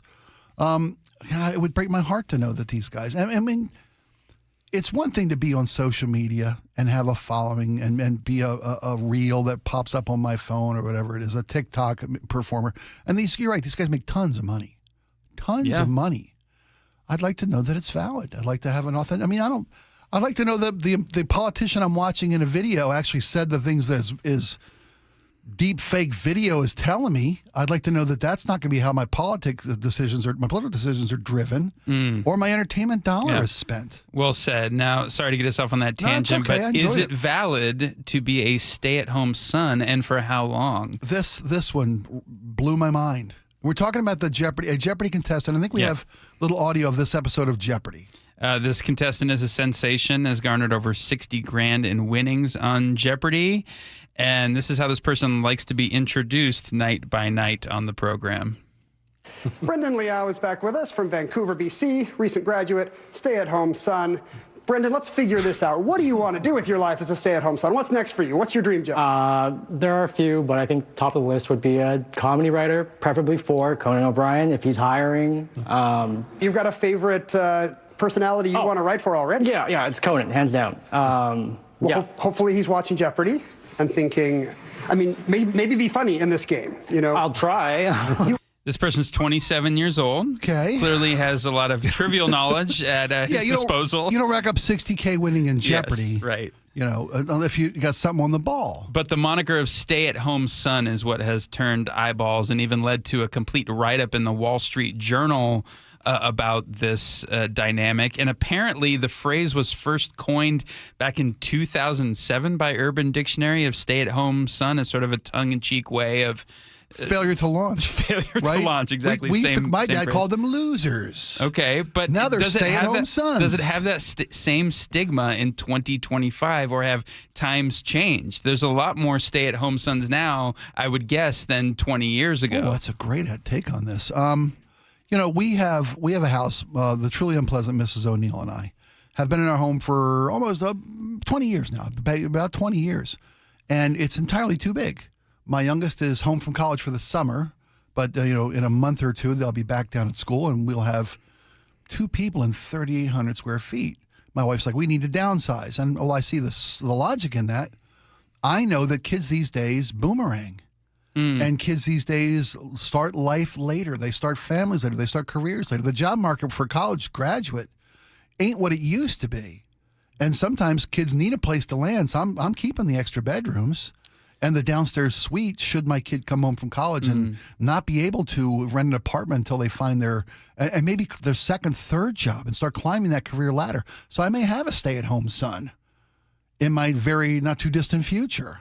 I think some of this dynamic is economic. I also think some of it has to do with the Peter Panification of culture and the glorification of adolescence. And let's prolong being a child as long as we can because there's some sort of beauty or attraction to staying young and innocent. And I mean, look, marriage rates for a certain age group, 20 to 30, have plummeted the last 20 years. Having a child later and later in life, is that necessarily a positive trend? I see my role as a parent as constantly trying to get my kids to the next step of being set free, right? I once heard it described this way, like kids first crawl away from you, they walk away from you, then they ride their bikes away from you, then they drive away from you, and in some cases, then they fly away from you. And it's sort of a bittersweet thing, but I think we've sort of lost the bigger picture of what we're doing with children, which is to make them self-sufficient and self-reliant enough to where they can survive outside the home. Instead, I think maybe the zeitgeist has changed, or parents' sort of way of rearing children has changed to where we want to keep them closer for such a longer period of time that they aren't able to launch out into society. I think that plays a major factor in this. And I've sensed it. I've gone through those feelings myself to where I want to keep them close. And at the same time, I go, that's not my job. I need to. I'm sorry, I'm rambling a little bit here. I love this. How old's your oldest? 14. Okay. And I once heard someone say, as soon as your child can do something on their own, let them. So as soon as they can make their bed on their own, start demanding they make their bed on their own. If they can do the dishes, they need to be doing the dishes. If they can contribute to household chores, they need to be doing them, because all of that starts to wire their brain in terms of, wait, I can do these things on my own. I'm not reliant upon mom and dad in this situation, in this family to do this. These are all life skills that I'm learning along the way. And that really struck with me, that as soon as your kid can do it, let them do it, or make them do it, in fact. Ask it and require it of them. Right. To be a part of this community that is your home. Jake said something yesterday, I think it was just yesterday, he and the lovely Mrs. Skorheim say, we're not raising kids, we're raising young adults. You know, if you raise a child, you're going to have a child when you're done. And that's kind of, you're right. There's a kind of the Peter Panism, like Peter Panification. Is that what you called it? You know, some of this may be economic, where it's harder for kids to get out and start a career, buy a home, no question, get a marriage. And I think a lot of it is maybe a little parental guilt, because they see the world that our kids are growing up into and trying to launch into. And say, look, you know, we've made horrible decisions. We've made, whether it's, political, economic, whatever it is, environmental decisions, where we're leaving these kids, maybe the first generation that doesn't have it better than their parents had it. And maybe there's a little guilt on parents, at least speaking from a personal standpoint. You know, if my kids need to be living in my basement for a while, I'll take that on. It's a small price to pay. Partly because I'm not crazy about the idea of being an empty nester. That's the kind of home we have. I love having the kids around.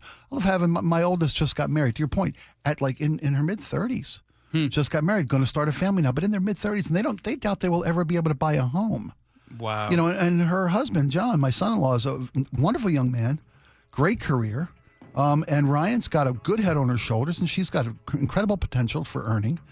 But will they ever be able to buy a home? I don't know. So that being said, I would love if my kids moved in, if the couple moved back in for a couple years. And instead of paying rent somewhere, put it in a bank account to build that nest egg, the 10% down, heaven forbid, God help them getting that much, to buy a home someday. You know what's also interesting is you have to take this notion on a culture by culture basis too. Because in a lot of societies, it's completely normal to have multi-generations in one household. You've got grandma and grandpa living with you. You've got the parents, and you got the grand in the same house. They know the benefit of age and wisdom and support from multi-generational households. Yeah. We in America get them out, get them on their own. True. You know, the retirement industry, the assisted living industry in America is so unique to America. That is completely, no pun intended, a foreign concept to most cultures in this world, is to set our elders adrift on an iceberg, metaphorically, by putting them in assisted living, burning through an entire life's accomplishments financially. I guess the challenge is assisted living. If you have that multi-generational household, you don't want freeloaders. From a grandma standpoint or from a kid standpoint? No, from a kid standpoint, okay, fair right? enough. If you're third generation, you could get real lazy thinking everything will be done for me. You're saying stay-at-home son. This guy's a comedy writer. He's trying to put it out there in a comedic sense to try to catch Conan's attention. I'm assuming, the stay-at-home son by career looks more like the dude on The Big Lebowski, living in a robe with a white Russian in his hand, and the rug ties the room together. That's who I see as a stay-at-home son. At least he abides. He does abide. Nicely done. Nicely done. All right, folks. When we come back, we're going to tell you a little bit about speaking of jobs and getting jobs and entering the workforce, the next generation. The next generation may have a leg up on getting their dream job that you or I or no generation before them ever had. We'll tell you all about it. It's the Jake and Spike Show with Greg Tom. We'll be right back.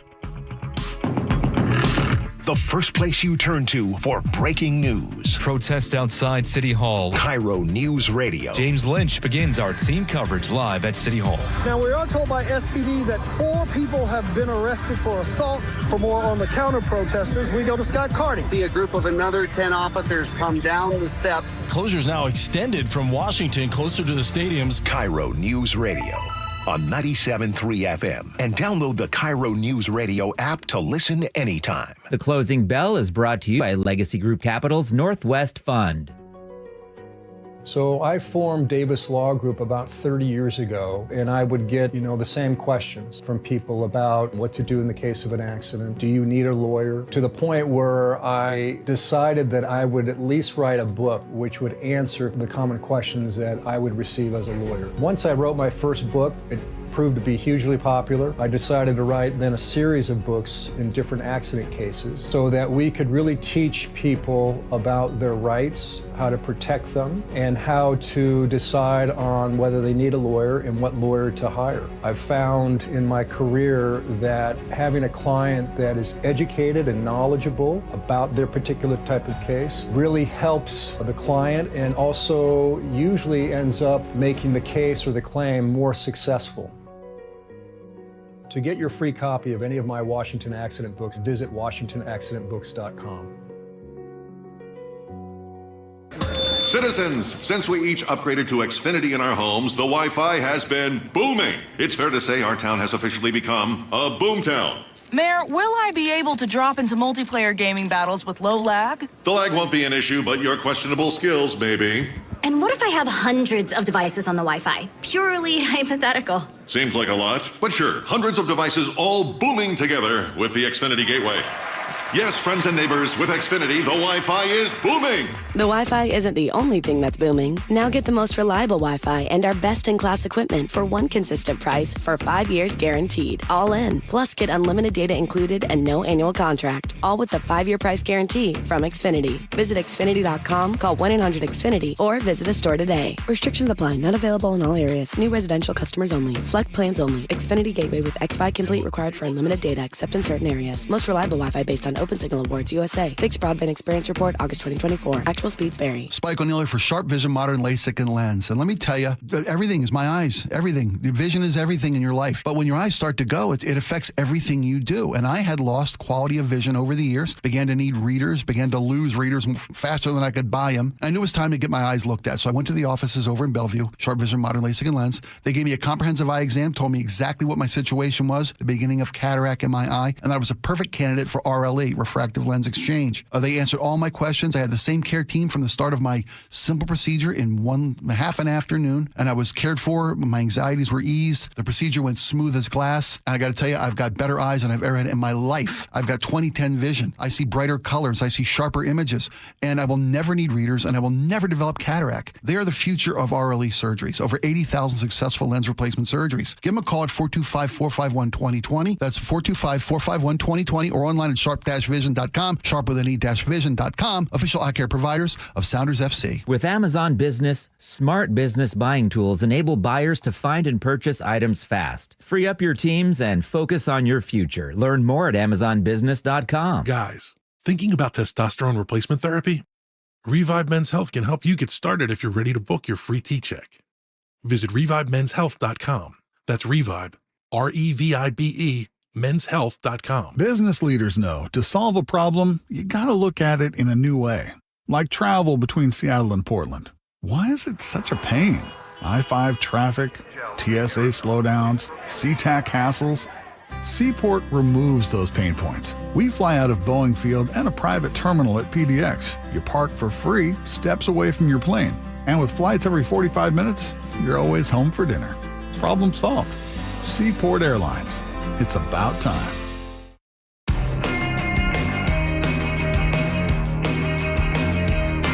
Welcome back, everybody. It's the Jake and Spike Show. Greg Thomas sitting in for Jake Skorheim today.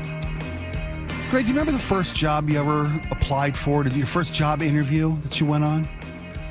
Ranch driving in Bothell, Washington, working behind the cash register, 16 years old. It was kind of my first real paycheck job. What was the interview process like for you? Nerve-wracking? Yeah, I'd say a little bit. Why?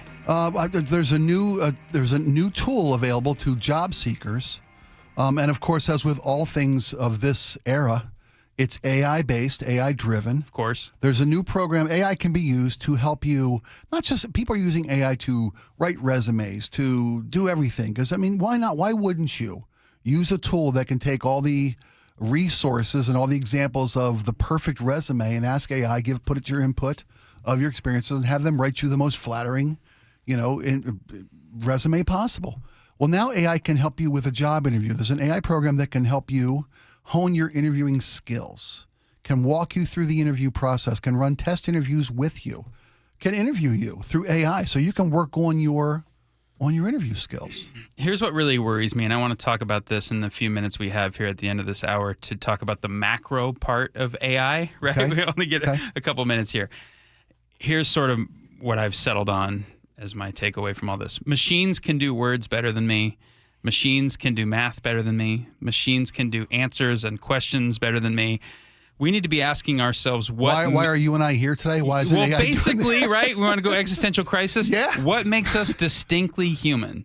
And I think the answer is our brokenness and our regular mess ups, right? So it's this endless journey that we're all on as human beings that is full of growth, refinement, breakthroughs, revelations, and even transformation, and an endless cycle of learning, okay?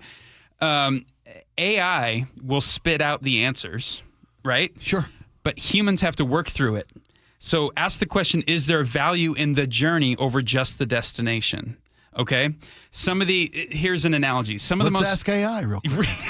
This is an analogy. Some of the most miserable people that I think a lot of us know are the Nepo babies of really wealthy parents, right? Their parents, in many cases, can be well-adjusted because a lot of them came from nothing and earned this wealth, so they have some level of perspective. Toil, when you're just failure. born, when you're just born into the wealth, these kids lack perspective. They're spoiled brats. They are not in tune with ultimate reality, right? Because they have a skewed version. All they see is the end result of all that hard work their parents put in to get it, right? I think they hit a triple. Let me give you another example. If you're disciplining a child and you're teaching them a lesson of how they're supposed to treat their sibling, the child can go, hey, ChatGPT or whatever, what's the right way to treat my sister? And ChatGPT goes, well, you treat them kindly and respectfully, and you love your sister. And then the child can spit out the answer. But what have you neglected in the process? The heart work on the child. So the kid can come up with the right answer, but meanwhile, they're not a transformed being. They haven't gone on the journey to realize the why behind the answer. Last example I'll give. A teacher can ask ChatGPT to crank out a curriculum or a syllabus for a one-year class in language arts. You snap your finger and ChatGPT can come up with it in 3 seconds, right? Now extend that practice with multiple teachers over years and years' time. Pretty soon you're going to get so far removed from the why behind the material that you're teaching any longer, that we're going to wake up and we're going to be a society that is superficial, frivolous, cold, and lacks any real meaning. Because we haven't done. We have. Well, but I think we're there. We're on the fast track, I would argue. Yeah, we are. And so I'm saying, as much as we can, don't default to using AI as if it's a no-brainer and just, hey, we're just going ahead with another innovation that makes life easier. I think there are serious implications that we haven't fully fleshed out, and we need to be asking ourselves, what can we do more that makes us uniquely human before these AIs take over? The growth is in the failure. The growth is in the lessons learned. But if you're talking about teaching your kids how to treat their siblings, what if you could skip over the bad experiences, the negative impacts? I mean, it's great for the kid learning to have these negative experiences and these scar tissue, and regret. How about the kid who was bullied, abused by an older sibling or something? See what I'm saying? I mean, there's some benefit to skipping over the uncomfortable and the painful parts of learning and growth. I mean, you're right about using a tool correctly. Hammers are the greatest thing invented ever. Until you bash somebody's skull in with it. It's a tool is a tool when used properly. Otherwise, it becomes a weapon. And AI can be weaponized. We've seen it for AI coming after different occupations. When you talk about teachers. Now, there was a recent lawsuit by students suing, I think it was the University of Washington, because a teacher had used AI to map out the entire curriculum of this course. Yeah. And the students are like, wait a minute, we paid for instruction. We paid for a teacher. We paid for the interactive learning. You made a great point that, it's the journey, not the arrival at the destination that is of value. It teaches us to be critical thinkers, to be problem solvers, to see options. And you just keep given the right answer, the right option to take. You haven't learned how to deduce that when it's called upon you to know which of these options are going to be most effective and fruitful. That's why I've been encouraging people, go to more live music shows that involve human beings playing instruments. If you're a business, opt for the person-to-person interview where you can look someone in the eyes and they can't be BSing you. You will truly know someone as you talk to them face-to-face and get to ask them either spontaneous questions or things might emerge in the conversation that reveals the true character of a person. But if pretty soon you're going to have machines doing the interviewing and machines being the interviewee, doing the right? job, right? Why am I bothering with a human? Slow down, folks. That is Pump Skynet. the brakes. Yeah. That's all I'm arguing for is pump the brakes a little bit on this stuff. It's great advice. It's a cautionary tale, but I do see value in these programs that can teach a young job seeker. There's a company called Ribbons based out of Toronto. They're an AI recruiting startup company. And they teach job seekers the proper ways to write a resume. They have AI help you get the most out of what you bring to the table. But to your point, you got to have stuff to bring to the table, not just know how to drive an answer through use of AI. You're a musician. I'm a musician. Think of how you came to be able to sing so well. You practice. All the time. You like did, yeah. 30 minutes a day I was playing guitar, You working learn, stuff, yeah. sounding terrible for so long. And you do it and then alone. breakthroughs happen. It's the journey. Yeah. And sometimes it's, being on stage so many times, when you underwhelm, that is a valuable lesson. And you never want to do that again. Great point, my friend. All right, folks, when we come back, we're going to dig back into the protest last night. The conservative Christian organization, Mayday, was at City Hall last night, and there were counter-protesters, more arrests, our KIRO coverage. We'll talk a little bit more about that when we come back. You listen to Charlie and Manda on Seattle's Morning News every morning. What do they listen to every afternoon? I listen to John all the time when I'm driving home, driving my kids around. I also listen to the John Curley Show. Even by the end of the day, I still like to keep my brain active, and he's very good at doing that. John, first of all, is hilarious. I never know where this dude is coming from. The perfect bookends to your daily commute with KIRO Newsradio on 97.3 FM and the KIRO Newsradio app. Hi, I'm Keith Dashafee, owner of Pella Windows and Doors of Western Washington. We're celebrating 100 years of Pella excellence with an offer as strong as our legacy. Get $100 off every window, $100 off every door, and enjoy 100 days with no interest and no payments. It's our way of saying thank you for letting us be a part of your homes for a century. Visit PellaPNW.com to schedule your free consultation today. Pella, 100 years strong. Why choose Care Partners Senior Living over in-home care? Amanda here. The answer is simple. Care Partners communities provide safe living spaces with medical professionals on site. We assist you with your mobility so you can participate in activities whenever you like. You can have privacy and socialize at your own pace. And you may find Care Partners more affordable than in-home care. With locations throughout Washington and Arizona, you'll find a Care Partners community near you. Care, it's in our name and what we do. Learn more at carepartnersliving.com. Ready to order? Yes. We're earning unlimited 3% cash back on dining and entertainment with a Capital One Saver card. So let's just get one of everything. Everything? Fire everything. The Capital One Saver card is at table 27 and they're earning unlimited 3% cash back. Yes, Chef! This is so nice. Had a feeling you'd want 3% cash back on dessert. Ooh, tiramisu. Earn unlimited 3% cash back on dining and entertainment with the Capital One Saver card. Capital One, what's in your wallet? Terms apply. See CapitalOne.com for details. Progressive knows when you own a boat or RV, it's like you're automatically on vacation, even if you're actually a marriage counselor in the middle of couples therapy. But in your mind, you're camping in Acadia, puttering around Frenchman Bay. Your boat and RV are both protected. Your lobster drenched in butter and... Uh-oh. Did your clients just notice you weren't listening? Quick, do the thing where you just repeat back exactly what they said, but as a question. They bought it. Now back to Maine, earning an automatic discount bundling your boat or RV with your home or auto. Progressive Casualty Insurance Company affiliates and other insurers. Not available in all states or situations. The old throne's not too well, and ooh, does it smell? DayandNight.net. Hi, I'm Bruce, General Manager of Day and Night Plumbing and Heating. Over the past 70 years, I think we've seen every drain clog out there.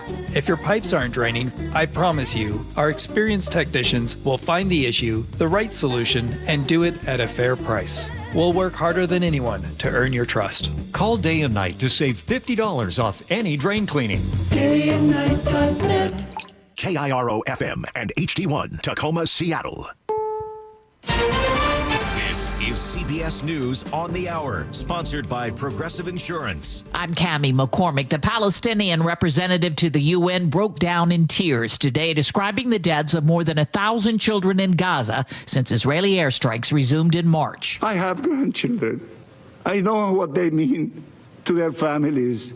And to see the situation of the Palestinians without us having hearts to do something is beyond the ability of any normal human being to tolerate. Israel says it killed a top Hamas leader today in one of the strikes, Mohammed Sinwar, whose brother was killed by Israel last year. CBS's Elizabeth Palmer reports it may or may not have an impact on the ceasefire negotiations. He was thought to be a hardliner opposed to a ceasefire, so some analysts are thinking this may allow Hamas to be more open to a deal to release hostages, 23 of which are thought to be alive, and maybe even a truce that would allow some negotiating room. But we're just going to have to wait and see. President Trump said today he's told Israel's prime minister not to launch an attack on Iran because nuclear talks are showing promise. I told him this would be inappropriate to do right now because we're very close to a solution. Now, that could change at any moment. Trump also insisted progress can be made in his efforts to end the war in Ukraine. CBS's Olivia Gazis. Right now, the Kremlin is clearly under pressure to show some level of good faith in engaging in negotiations and moving them forward, because stoking the ire of President Trump isn't something that they can do indefinitely. He's definitely increasingly floating this specter of sanctions, and that remains real. Alexander Tin reports on the latest warning about measles for travelers. The CDC now says that Americans who are unable to get up to date on their measles vaccinations should, quote, consider postponing their trip, as the agency says cases of the highly contagious virus are on the rise worldwide and are now infecting more international travelers. Health Secretary Robert F. Kennedy Jr. wants new limits on prescription drug ads. He's also accusing medical journals of cooperating with the pharmaceutical industry, and he's threatening to bar government scientists from publishing in them.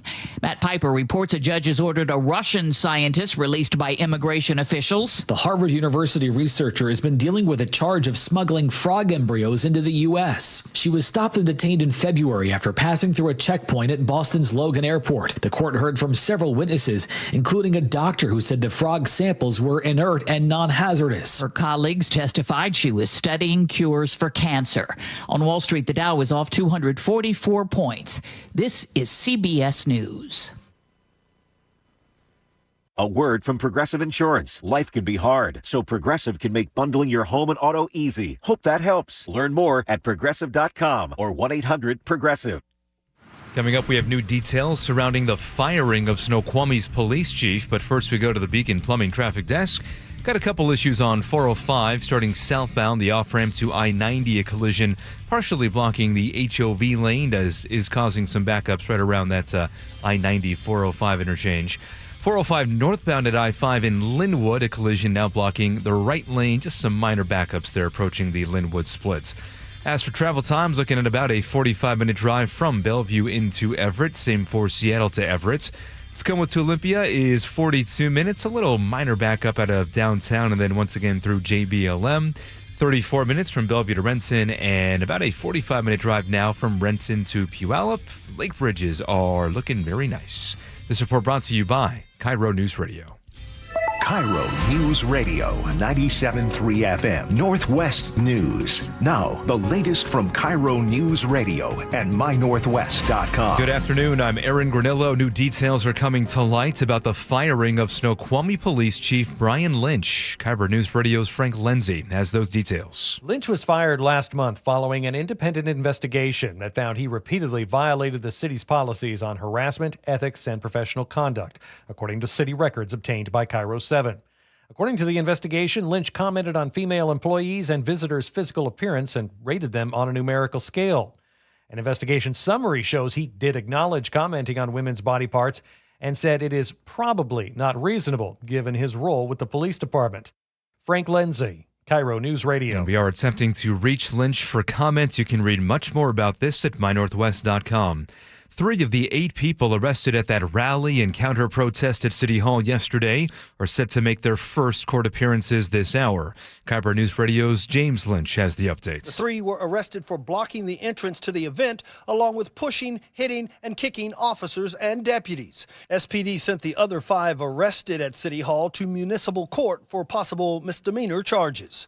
James Lynch, KIRO News Radio. Seattle police are investigating 2 separate shootings overnight. SPD Detective Eric Munoz tells KIRO 7 TV a 42-year-old man was shot in the Chinatown International District around 11. We did find that victim, unfortunately, in very serious pain, suffering from very serious injuries. Just hours later, officers say a man was shot in the face while trying to stop a car prowler. Both victims were taken to Harborview.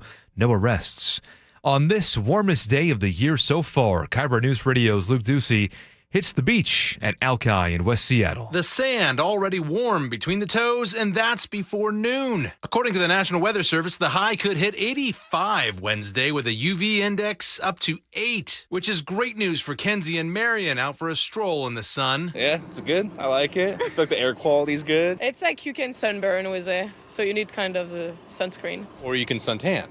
Oh, you can suntan. Here we go. Temperatures are expected to be 40 to 50% above normal for Western Washington over the next week. Luke Ducey, KIRO News Radio. And now to the weather, brought to you by State Roofing and Exteriors. Checking the map, I'm showing 88 right now in Snohomish, 85 in Everett, showing 80 in Tacoma, and right now in downtown Seattle, we're up to 82 degrees. I'm Aaron Granillo, KIRO News Radio. Your best source for local news, serving Western Washington and the world with the KIRO Newsradio app. Always streaming live on your smart speakers. You're listening to KIRO News Radio, Northwest News. It's the all-new Jake and Spike Show on KIRO News Radio. Welcome to the Jake and Spike Show. I'm Spike O'Neill. Greg Tomlin's in today as Jake Skorheim takes a day to volunteer in our community. Our community the last few days, Greg, has been on edge. We are a city on the edge. I like that. Write that down. We're talking, of course, about the rally that took place on Saturday in Cal Anderson Park, the counter-protest that ensued, given the nature of the permitted rally for Christian conservative values, part of the nationwide May Day tour. And I think it's freedom from same-sex attraction was one of the mantras of this organization. And their selection as Cal Anderson Park for their rally, some have put forth, asserted, as one of them, which is our own mayor, that this was intentionally antagonistic of that community and that they were somewhat spoiling for a fight. 28 arrests were made on Saturday as the two groups clashed with police put in place by the city to protect the conservative Christian rally. And that's what the city was obligated and required and should do, is to make sure that there is adequate security for this group to speak. The group didn't think that the mayor's reaction to the altercation on Saturday, where the mayor literally laid the blame for the altercations at the feet of the permitted Christian conservative, pro-traditional marriage, Jesus loves Seattle crowd. And the mayor said that they were there to look for trouble, basically poking the bear. Not the mayor's words, my words. And that the mayor said, we stand behind our community's commitment to diversity and inclusion and protection for marginalized communities like the LGBTQ plus community in Seattle. So this all resulted in Saturday's dust-up, resulted in a lot of publicity, a lot of media coverage, and yesterday's rally, the rattle in Seattle, on the steps of City Hall, which was promoted heavily by Washington Republican Party, promoted this rally, and the counter-protest, which we knew was going to happen, and both sides were spoiling for this fight. I don't mean that in a violent sense or a disruptive or criminal sense. They want this altercation to happen. Both sides want this. Both sides feel passionately enough about their point of view and their beliefs that they don't want to just have a rally. They want to have a rally that is protested. They want the media coverage. It's almost like, the conservative group, which I disagree with their points. It's just my beliefs. They're entitled to theirs. But I think they purposefully vilify and thus victimize an already marginalized LGBT plus community. in our city, which I have family members who are very part of that community. So I have full disclosure. I come to this through very, very biased point of view out of love and responsibility to my kids. Okay, so yesterday the rallies collided. We had comprehensive coverage here at KIRO from John Curley's coverage of the incident, from reporters on the streets. We had it all for you. So where are we now as a city? Where are we moving forward, and how is the city handled where we find ourselves? I've thought a lot about this. I don't know if the events at Cal Anderson Park or the protest and counter-protest yesterday at City Hall will have a lasting effect, or whether it will grow in consequence or slowly diminish over the next few days and sort of go away, having dominated 2 or 3 news cycles. That's yet to be determined, right? We don't know. What I do know is America has been wrestling with the topics therein for the last 250 years. Freedom of speech, constitutional rights. What's the government's responsibility with good ideas, bad ideas? How do we operate in a pluralistic society, in a constitutional republic, and so on and so forth? Those ideas and consequences are here to stay for the long term, and that's one of the reasons. That's one of the reasons I'm so fired up about what's happened the last 2 or 3 days. Not so much in the scenario of I'm on one side or another. Okay. But I really like the exercise of reasoning together and unpacking everything that happened to try to, with the ultimate goal of making society operate better at the end of the day by working out these ideas. You know, a government of the people, by the people, for the people necessitates reasoning together. And it's one of the reasons I love talk radio, and I've been in and around this industry now for 20 years, and I just think this is a perfect event to digest and really dig deep on and consider all the angles therein. And so the first hour we talked about the civics aspect of it, the permits, the mayor's response, freedom of speech, then the retaliation and the back and forth. I'm curious, Spike, as to what you think of the tactics here used by either side. The religious-based group, whether you think they're far right or extreme or mainstream or whatever, and then the response from the community that was diametrically opposed to that viewpoint and how it played out. I think that's a fascinating aspect to this, which is the faith aspect to it and the persuasion aspect to it, right? What's the purpose of going around the country, as this Christian group does, and holding these events in big cities? Is it just a show of performative nature? Is it meant to really bring people along to your side? Or are you just trying to get press and get a reaction from people? To me, Spike, and this is coming from a Bible-believing Christian, I've been one my entire life, okay? When I saw this whole event play out, again, I wasn't with the anti, I wasn't with the pro, I wasn't with the mayor, I wasn't with the response, but I sort of just shook my head and said, man, this is not the way to do it. This is not the way to go about this. There's been some, what's the term I'm looking for here? Is it newsjacking going on? That's a great term. Publicity hounds that know how to dominate a news cycle. And I would argue that all sides involved have only been further solidified in their previously held positions after what has taken place here. Yeah, I would agree wholeheartedly. And again, but I think the heart of a democracy and even values is trying to persuade people to come over to your point of view. And I don't think either side has done this here. Well, very well. It's funny you asked. Good. Go ahead. No. I was. You asked what was the intent? Yeah. Of this National May Day tour. Is it to let people of like-minded and like belief know that you're not alone, that you're part of a larger community who feels this way, who has traditional beliefs and values?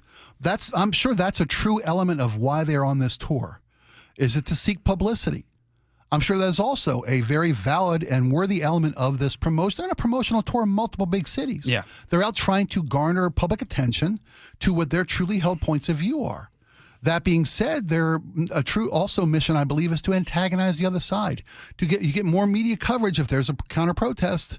If they go to any park, even if it's Cal Anderson, and have a big rally about how much Jesus loves Seattle and traditional marriage is the only way to go, and our beliefs are man and woman, no one's going to cover that on the news if it's just a rally. But if there's a counter protest, a passionate counter protest from a community that feels like this rally at Cal Anderson is directly to let us know that they don't think of us as equals or sometimes even human. They think of us as a subset of the gay community, the trans community, all the things that this Christian belief organization is adamantly opposed to. So all those things you ask, what is the goal? I think there's a little bit of every bit of those goals are all wrapped into one. And that's just how we garner attention and how we accomplish our missions. It's their mission to tell the other side that, we've got to, I bet there is actually a heartfelt belief by a lot of people who are at this May Day rally that Jesus loves you. We want to heal you. Mm-hmm. We want to bring you in from the cold. We want you to save you the freedom from same-sex attraction. To see the light. Yeah, to see the light. Right. I mean, and I'm sure that's a heartfelt and benevolent goal on their part. The problem is that's dismissal of an opposing worldview. That's a dismissing of what a lot of people feel are biological and scientific realities that you weren't recruited, you weren't indoctrinated into your way of life. You were born this way. And the Christian organization that comes to town and have these rallies in multiple cities, they don't respect or acknowledge that that's somebody else's reality, somebody else's worldview, somebody else's point of view. And when you get those two worlds colliding, this is what's going to happen to our city. How long have the Pride Parade's been going on in Seattle? For a couple decades? A couple decades, probably. Okay. Yeah. You probably think in the early days of the Pride Parade, very early days, that it could have been considered, to a degree, however small or large, some level of provocation to a group of people who believed in a traditional definition of marriage that has existed for 2,000 years. Wholeheartedly hear what you're saying. Right? We're here, we're queer, get used to it. That was their mantra. Well, and being very explicit in the streets and in front of churches and areas that are like, hey, I'm uncomfortable with still this. Still to this day, Pride Parade is riddled with over-the-top, inappropriate public displays of nudity and sexuality. Yes. And again, that's them saying, this is who I am, and I have every right to be here, as much as those who believe in traditional Christian family and values. But for someone as yourself who believes in LGBTQ issues and live and let live. Yeah, I believe in heterosexual marriage. Aren't you, as a member who identifies with that group and in support of the values therein, you're an ally, thank you. Yeah. Aren't you a bit dismayed that, and the story didn't mention this, but I'm almost 100% sure of it, the 23 arrests all came from allies? Of course and the 8 arrests at City Hall were all from those allies? Of course I am. What does that tell you, either about the fervor or the nature of disagreement that's going on, where it's the Christians or the self-described Christians who are there worshiping and giving haircuts and handing out bikes, and the side that you're more aligned with is coming there with urine balloons, accosting police? And I know Mayor Harrell tried to play it off as anarchists infiltrated the ranks, and that's a very popular kind of scapegoat that happened during the BLM riots, too. Do you think there's any validity to that? I don't think that was the majority of people that came there. Well, there looks like some trouble is happening in a controversy. I'm going to go beat up cops. No, I think it was probably more people who were allied with the opposing cause of the group that was there. That's a fair assessment. Okay, but unpack that, and what does that imply then about those opposing sides? Are you saying that there are certain causes that are so abhorrent, like those that believe in traditional marriage, that they deserve a good kind of accosting and a good kind of show of force in opposition for? I think that makes your side look bad. I agree that it does. Anybody who resorts to violence or illegality to try to argue your side, you've already lost the argument. In my mind, you've lost the argument. But these people didn't go to quiet communities and church organizations to force their lifestyle on this group. This group came into that community to belittle that community's validity. Yeah. They did. That's their right. It is their right to do so. You might not like it. It might be disgusting. I'm with you. And we both agreed on that in an earlier segment. Yeah. It's their right. But this is what we couldn't help ourselves, my side. The passionate antagonist, immature, emotional ne'er-do-wells in this crowd, they couldn't help themselves, and the Christian conservative movement knew that. They knew that when they get in there and they make their statements about predatory nature of this LGBTQ plus community, save our children, that's the mantra they fly under. Yeah. Save our children, implying that this group is a threat to their families and their way of life. Right. So, and naturally, this group that they are antagonizing and in front of and accusing, they're going to respond. And they knew that these people couldn't help themselves respond. And that's what they wanted. They wanted police interaction. They wanted arrests. It's a national story now. Well, and we're getting into the subject of motives, and maybe we've been there for 10 minutes or so. No, but, it is. But you want you're right national to go attention. there. You are right to go there. Yeah, and it's a mission accomplished. And this might be unpopular to say, but I probably more closely align with that religious group in terms of what they believe about sexual mores and the traditional biblical understanding of human sexuality. I probably more closely align with them, but I disagree fervently with the methodology of how they've gone about this. Do you think that the Mayday and tours, flying a banner of hands off our kids in one of the gayest neighborhoods in Seattle and stuff, I think that actually made things worse in the long run for the cause or people that believe similarly to them as I do. And I think it's unfortunate that, okay, great in terms of publicity, great in terms of newsjacking, and they probably got even more followers to their Instagram account. I follow this, I don't follow them, but I looked at their church's Instagram account. I think locally here Pursuit has like a few thousand members maybe, but not mega church. Right. But they have like 50,000 followers on Instagram. Okay, you might be very successful at getting followers on social media, but how many followers of the Jesus that you proclaim to follow have you succeeded in persuading in that process? I get very discouraged when people just crack the code of garnering eyeballs and getting lots of attention. But again, just further solidifying your own position and just having a circular form of communication in your own silo that preaches only to the choir and doesn't immerse yourself in deep kind of interpersonal relationships with people who are opposed to your fundamental values. Right. And you know, one of the reasons I sort of cherish my friendship with you is I think you and I disagree on a lot of stuff very fundamentally, but I think that's part of the American experiment. And what makes this place so beautiful is that we're not a result of just accident and force anymore.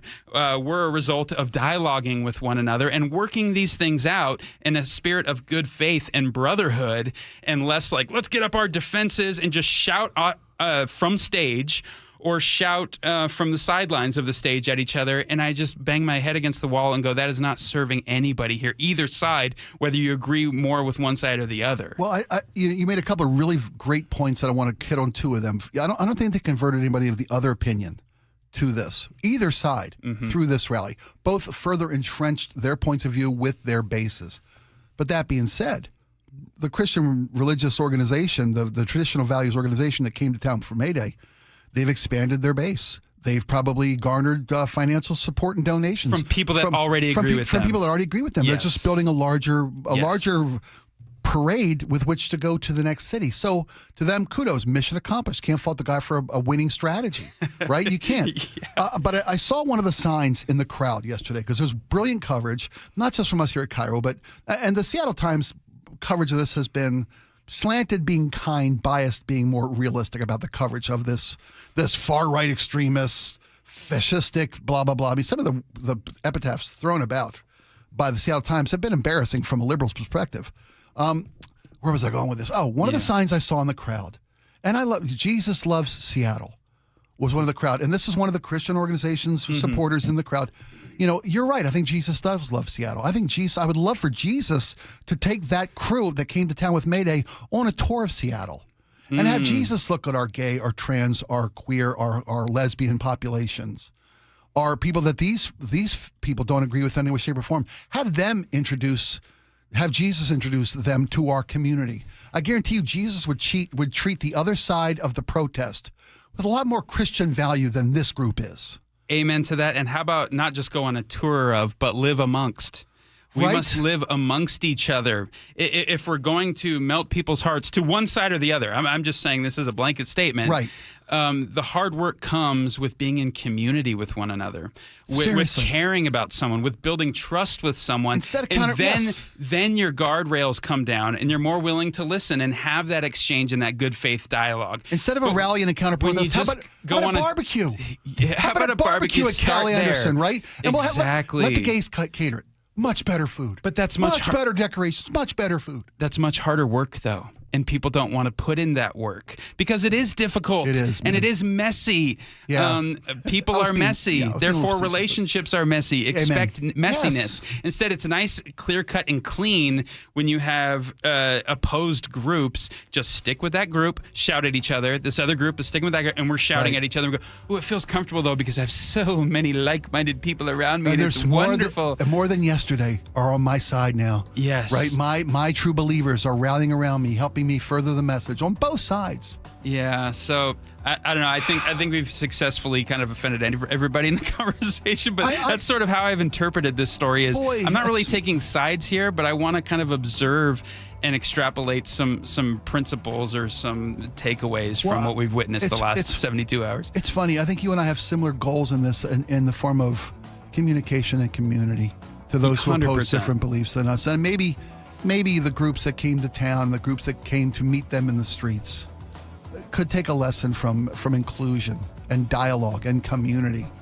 But if your goal is just to build up your side of the aisle, your side of the army, mission accomplished, guys. It's a nice racket. Yeah, it's good work if you can get it, I guess. Thank you very much, Greg. I love your point of views, man. I love discussing them with you. When we come back, Washington consumers have gained a new right.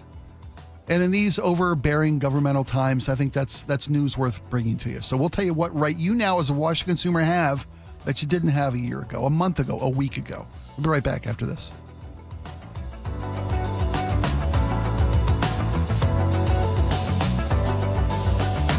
This hour is brought to you by Sharp Vision Modern LASIK and Lens.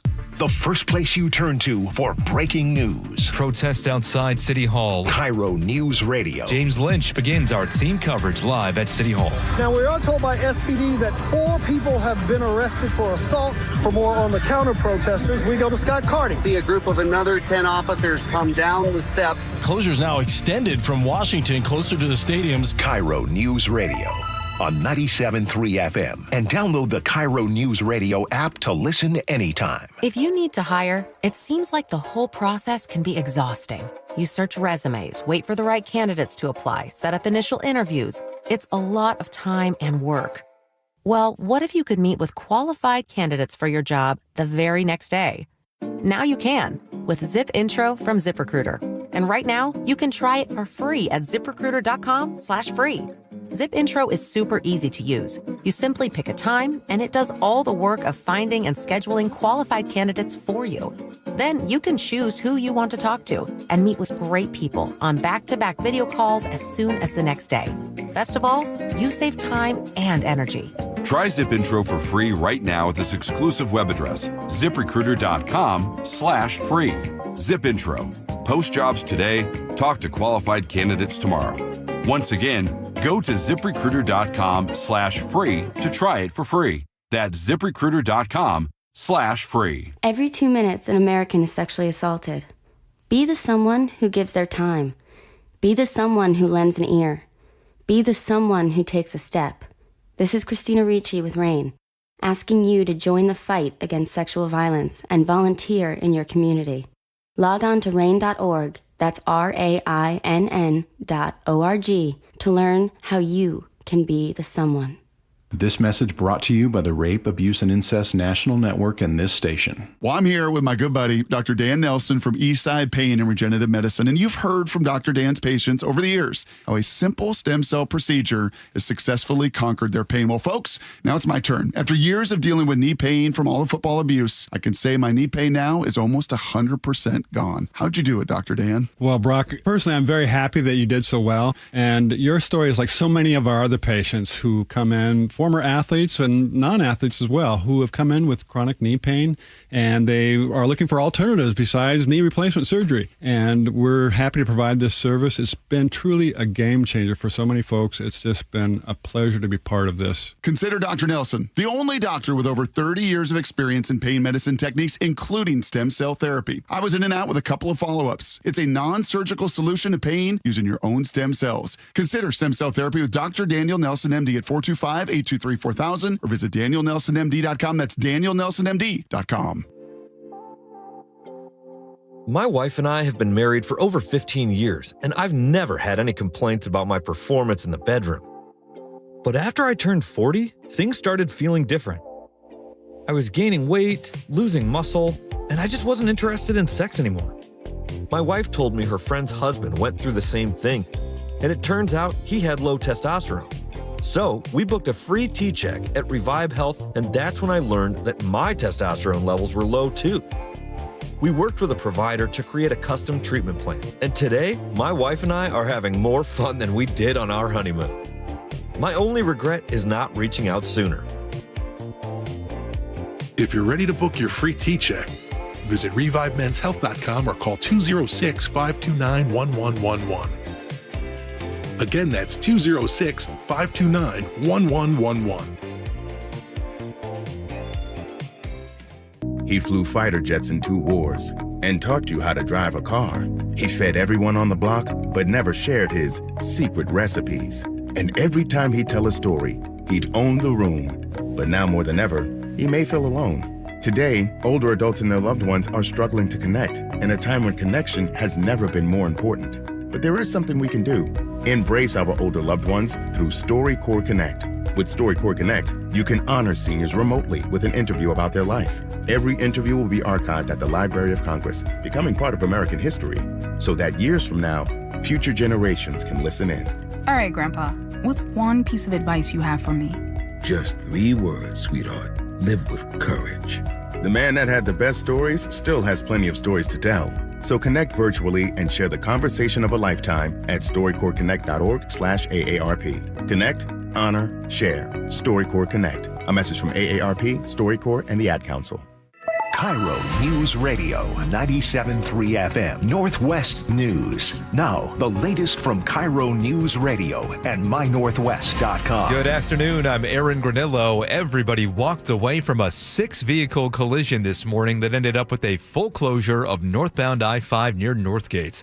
State Trooper Chelsea D. Hart says that's where a semi-truck going southbound was cut off. The semi crossed into the barrier and into the northbound lanes. 4 people were transported precautionary. Nobody was hit in the northbound lanes. Freeway was closed for more than 2 hours. It reopened shortly before noon. FBI says it is launching an investigation into violence at that religious rally in Seattle's Cal Anderson Park over the weekend. FBI Deputy Director Dan Bongino says the Bureau is looking into what led to counter-protesters being arrested. KIRO News Radio's Luke Ducey reports those 2 sides squared off again last night. Metal barriers separated conservative Christians and pro-LGBTQ plus counter-protesters at the City Hall rally. Andrew Connolly Holcomb with the United Church of Christ showed up to support the counter-protesters. The message we preach in the streets is that Jesus Christ has love for everyone, and that this is not it. Other church members and rally organizers are calling for Mayor Bruce Harrell to resign after the mayor blamed their city-permitted concert over the weekend for provoking the prominent LGBTQ plus community near Cal Anderson Park. Luke Ducey, KIRO News Radio. Total of 31 people were arrested at the Saturday rally and again at last night's confrontation at City Hall. President Trump's demand that Harvard no longer enroll international students gets a federal court hearing tomorrow. Former State Attorney General Rob McKenna says Harvard is standing its ground against this administration, which claims the university is fostering violence and anti-Semitism. This is part of a kind of a cultural war between the Trump administration and its supporters and Harvard. Obviously, they're very, very different ideologically and politically. Trump administration has already canceled more than $2.5 billion in federal grant research for Harvard. Now to the Beacon Plumbing traffic desk at 2:33. This cleared a crash on northbound I-5 in Linwood. It is off to the shoulder. All lanes are back open, but still looking at about an hour-long drive now from Bellevue into Everett. Seattle to Everett also jamming up. That's approaching 1 hour as well. 1 hour also from Renton to Puyallup. Very slow going right now between Auburn and Sumner. About a 40-minute drive from Bellevue to Renton. And Skooma to Olympia, you got those usual slowdowns past JBLM. That's about a 45-minute drive. Lake Bridges, though, are in very good shape at this hour. Forecast now brought to you by State Roofing and Exteriors. Hottest day of the year so far with temperatures in the low to mid 80s across the map. Right now showing 83 in downtown Seattle. I'm Aaron Granillo, KIRO News Radio. Your best source for local news. You're listening to KIRO News Radio, Northwest News. Welcome back to the Jake and Spike Show. I'm Spike O'Neill. Jake Skorheim's taking the day off to some volunteer work. Greg Tomlin's sitting in today. And just real quick, back to Aaron Granillo's story of this morning. A six vehicle. 6 cars involved. Yeah, I know you saw it. I was caught in the ongoing southbound traffic and was able to drive by or crawl by. Yes. The scene of the accident and get some photos that we shared on mynorthwest.com. The fact that no lives were lost.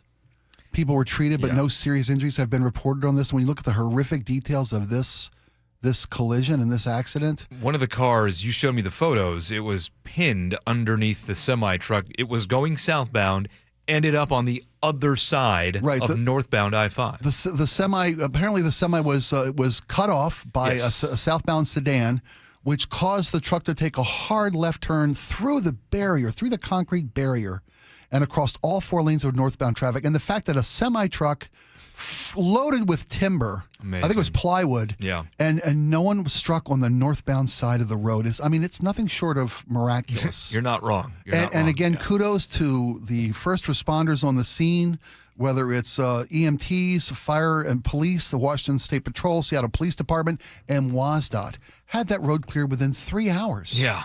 I know. Of this 6-car collision that shut down both directions of I-5 almost completely. One lane of southbound that I managed to crawl through and get to work on time. I mean, thank you. And thank you to all responders. Our partners at KIRO 7 are saying that 2 kids were hurt. Were in one of those sedans vehicles that was hit. I'm assuming the silver, but I'm just assuming. I don't know. But again, no serious injuries somehow, some way. One of the cars was literally under the loaded bed of the semi, and the passenger side was crushed. Yeah, I mean crushed. And all the victims, all the people involved in the accident were able to remove themselves from their own vehicles. Amazing. Yeah. It is nothing short of. Thank you so much, Aaron. Yep. Oh, and then we haven't talked about Harvard at all. Harvard. Can I just make a quick speculation? This is based on nothing but my own assumptions. We should have let Barron into Harvard. Oh, yeah. Oh, yeah. Barron didn't get into Harvard. The towering Barron Trump. Yeah. Von Trump. Didn't get into Harvard. Maybe that was, in hindsight, that was a mistake. There's always Trump University. Not anymore. Oh, you're right. Yeah, you think. Anywho, let's talk about good news and good laws signed by the governor himself. And I think this was a very Fergalicious move. Okay. This was not a Turd Ferguson move. State Bill 1483, the right to repair policy. You've owned phones, right? Fair assumption. Fair assumption. You've owned cell phones. You've replaced cell phones over the years. And it's a calculated risk. Whenever I make the purchase, I buy the most sturdy case I can. Sure. That is also the smallest I can. It's a trade-off, right? It is. Yeah, you can't get the big otter that looks like a Fort Knox around your phone. But I freak out that at any given moment, I might drop it at just the right angle to where either like the screen cracks or something malfunctions. And so this right to repair is kind of a big deal to me and should be to thousands, maybe even millions of other people. Yeah, the governor says, and more specifically, Representative Mia Gregerson, Democrat out of SeaTac, says this is a win for every person in Washington State. It was, up until this bill was passed, that you didn't have the right to repair the phone in your pocket if it had a malfunction. There was proprietary knowledge or proprietary technology. You have to send it to the manufacturer because they have the right tools. Right, the right software. You don't even have like the manual for how it's set up in the first place. Exactly, and that was deemed to be, and I hate to say this, folks, but this is where the equity part of DEI comes in to save your life and make your world a better world. This is where equity comes in because that they felt disparate. And this was a commissioned report by the FTC, the Federal Trade Commission, said that the inability to have a device repaired rather than replaced was disproportionately affecting communities of color and low-income communities. Those are folks that didn't have the resource to go out and get a new phone every time something you dropped in a fish tank or you dropped it and managed that one perfect spot that destroys the screen, making it inoperable. So the new law was passed by the state of Washington, signed in by Governor Inslee. It's going to go into effect January next year, and it's going to require manufacturers to make things like tools, parts, and documentation needed for diagnostics and maintenance available to independent repair businesses. It seems like a win for consumers across the board, even though I'm skeptical of anything Ferguson does in light of the biggest tax increase in state history. I like to kind of poo-poo things he does. This one kind of seems like a net positive. A lot of what the Democratic Party has done to my state, to your state, to our state is It gives me umbrage as well. I get up on my hackles for the biggest tax increase in Washington history. But I think this will give us a little more peace of mind when we make that big electronics purchase, that if something goes wrong, it's not going to break the bank to have to fix it. And that is my biggest concern with carrying around this iPhone right now is I need to protect it like it's a newborn baby. Sure. Because God forbid something happens to it. Then it goes off to Apple and they work their magic powers on it that I can't do on my own. Are you a firm believer of insurance policies? I'm a firm believer in insurance. Yeah, Yes. Apple Care. Are you subscribed to Apple Care? I'm not. That's where I do. That's where you draw the line. Yeah, do you have like a replacement insurance? I think it's called Assurance. I think it's the policy that's in place by most cellular providers. Tell me more. Well, you can buy coverage, on a monthly basis or a one-term payment when you buy your phone. That if something happens to it, they'll replace the phone. They'll send it off, and you'll be issued a refurbished phone.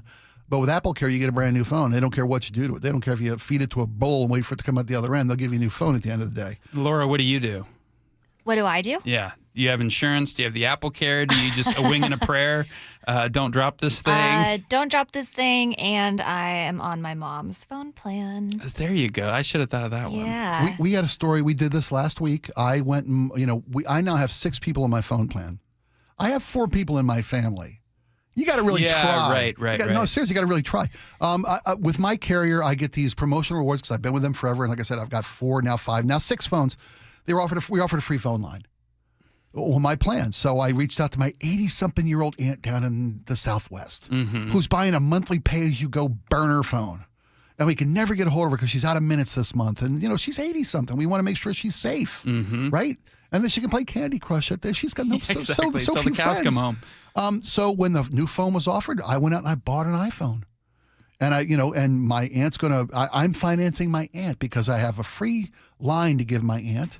And she'll make payments to me for 2 years of something 30 or so, whatever, a month to pay for the phone, right? And my aunt will always have a reliable phone. And I said to her, what you got to do, though, is you've got to get Apple iCare on this phone because accidents happen and things, unforeseen. You left it next to this, it fell into the pot of spaghetti sauce, whatever. You've all seen the commercials. But does she have right to repair in her state? I guess this in is Arizona, sort of gaining I don't think she traction does. Yes. across the country in a lot of states. I'd like to look into the fact whether she does or not because I've seen 1,000 different repair shops, electronic repair shops. But they all seem a little shady because they're not allowed to fix phones. It's got to be unlocked and it's got to be a kind of a black ops motion. I hesitate admitting this. Yeah. Okay. Have you ever dropped your phone in the worst place you could ever drop it in your entire life? What, the toilet? Well, you said it. It gets worse. No, a toilet's nothing. I dropped my phone. This was years ago. Okay? I dropped my phone. Did it slip out of your back pocket? Was it that move? Sure, I'll say it slipped out of my back pocket. Sure, you weren't holding in your hand? Absolutely. Who would do that? You weren't surfing email on the John the commode? Would do that? There's a worse place. Where? You're at a concert. There's a honey bucket. No. No, you did not. No. I didn't. No, but I know folks. They come out, time for a new phone, because I've reached into the home commode and pulled a phone out. We've all done that. There was a woman, I think in Olympic National Park a year or two ago who had to be rescued because she dropped her phone into one of those, exactly. in one of the composting outdoor. Yeah. That's not and tried to reach in and get it. That's a permanent building. Fell in. Yeah. Yeah. It's like 8 feet down, and the clown from It is down there. So it's horrible. It's all building up to this. What are the ethical implications of me trading my phone back into Apple after I dropped it in the toilet? If it works, I'll take it. If it works, Isn't that I'll take horrible, it. though? I traded a 12 in for my kid's new phone who had dropped it in the pool. Gosh. But I had Apple Care, so they didn't care. Wow. They didn't care it was in a pool. And when I say pool, I mean a small porcelain pool, about 6 inches in depth and 1.5 feet in diameter. I read you. You got it. Yeah, it was a pool. It's a pool of water. When we come back, we'll have the best of your texts from the day. Lots of interaction with you guys today. We appreciate that. If you're watching us on the YouTube channel, good on you. If you're not, you can check out the entirety of its show every day after its completion. Go back and watch the program on YouTube at your convenience, at your leisure. Because if you think I sound stupid, wait till you see my face when I say some of this stuff. It enriches the experience. We appreciate you guys being involved in the YouTube channel and the live interactive text chatting there. And the text line will have the best of your texts coming up next.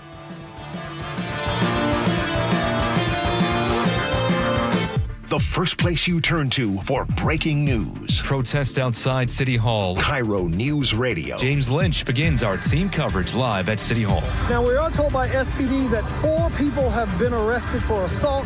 For more on the counter-protesters, we go to Scott Carty. See a group of another 10 officers come down the steps. Closures now extended from Washington closer to the stadiums. KIRO News Radio on 97.3 FM and download the KIRO News Radio app to listen anytime. I'm still going for it, even with higher stroke risk from atrial fibrillation and a regular heartbeat not caused by a heart valve problem. Over a 3-year study, Eliquis apixaban tablets reduced stroke risk better than warfarin, and over 97% of Eliquis patients did not experience a stroke. A first stroke occurred in 2.9% of warfarin patients versus 2.3% of Eliquis patients. Don't stop taking prescription Eliquis without asking your doctor. It may increase your stroke risk. Eliquis can cause serious and in rare cases fatal bleeding. Don't take Eliquis if you have an artificial heart valve, abnormal bleeding, or antiphospholipid syndrome. While taking, you may bruise more easily or take longer for bleeding to stop. A spinal injection while on Eliquis increases risk of blood clots, which may cause paralysis, the inability to move. Get medical help right away for unexpected bleeding, unusual bruising, or tingling, numbness, or muscle weakness. Medications such as aspirin products, NSAIDs, SSRIs, SNRIs, and blood thinners may increase bleeding risk. Tell your doctor about all planned medical or dental procedures. Learn more at Eliquis.com or call 1-855-ELIQUIS. Now is the perfect time to start on your next success. An accredited state university, University of Maryland Global Campus offers online and hybrid courses. Plus, you can earn up to 90 credits toward a bachelor's for prior learning and work experience, or transfer up to 12 credits toward a master's. No application fee if you apply by May 30th. Learn more at umgc.edu. Certified to operate in Virginia by Chev. When you switch to Progressive, you could save bundling your home and auto. Then you could put that money towards some of the surprisingly more expensive things in life. May I help you? I just wanted to request a late checkout, please. Of course. That's $30 per hour for up to 4 hours. Huh. Okay, but if you can offer a late checkout, then that probably means no one is staying in that room. So if it's empty, maybe I can just stay a few extra hours. Oh, aren't you adorable? Life costs a lot, so bundle and you could save with Progressive. Progressive Casualty Insurance Company, affiliates, and other insurers. Not available in all states. Motorcycle accident cases require a thorough investigation by a team of experienced legal professionals if they have any chance of being successful. Insurance companies, juries, and even the police tend to assume the worst about motorcycle riders. Get help from an experienced team of attorneys that have successfully resolved hundreds of motorcycle accident cases over the past 30 years. Call Davis Law Group for a free legal consultation or get my free book on motorcycle accidents at WashingtonAccidentBooks.com. That's Davis Law Group, better service and even better results. My name is Carlos, and I'm a Cub Scout. I'm here to talk to you today about becoming a scout like me. Cub Scouts get badges for doing fun activities, and we make friends. Scouts go camping, climbing, and fishing, and swimming together. We play sports and go to parades. Scouts also help people and become the best versions of themselves. Visit bascout.org to find a pack near you, get any questions answered, and sign up for Cub Scouts online.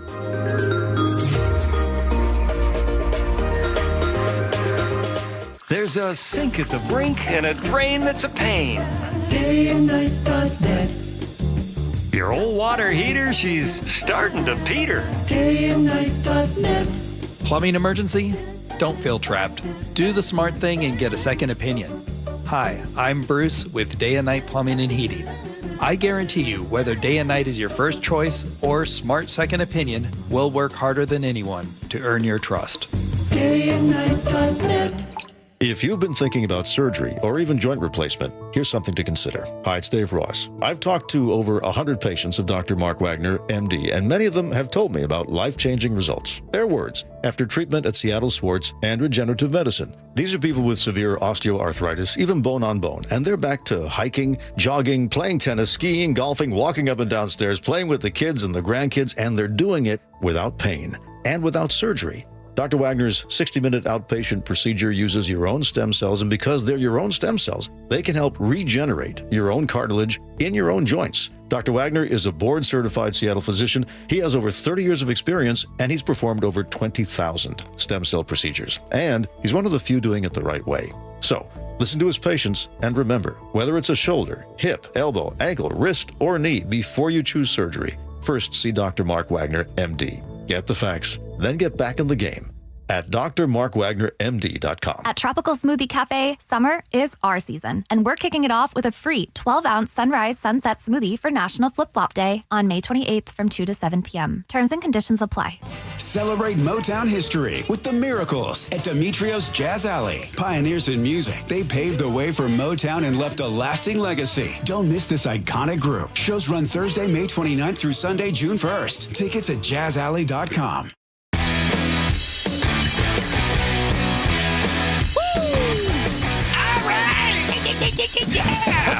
Welcome back.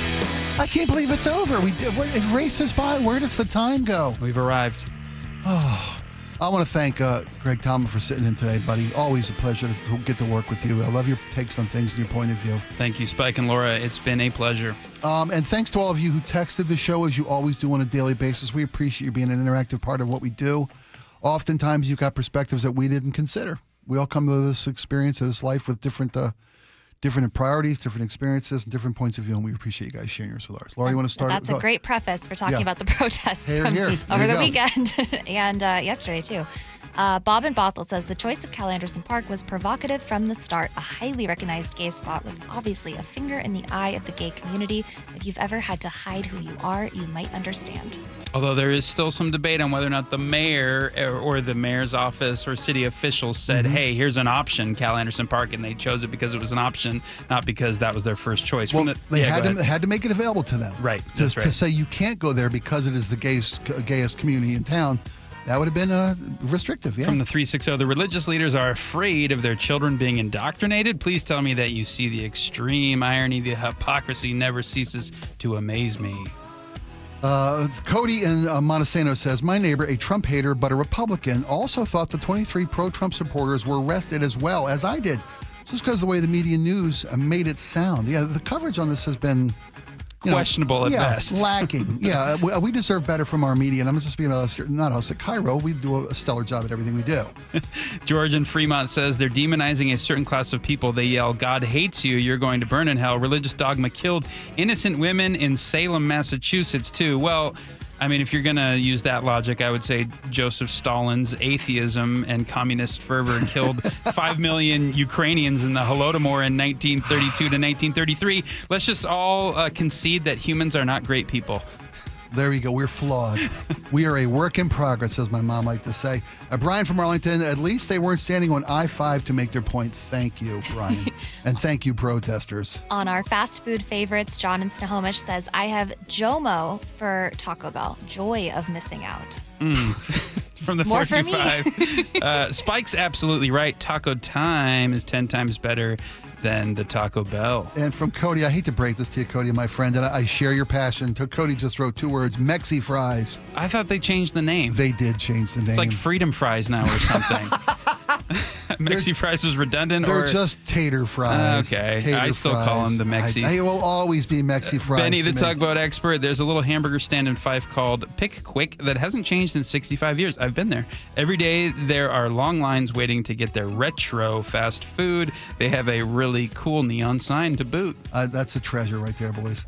Jay from Auburn, with regard to Trump's promise to lower drug prices, 100% we are getting ripped off, and they're reformulating to prevent generics. Our country allows them to rip us off.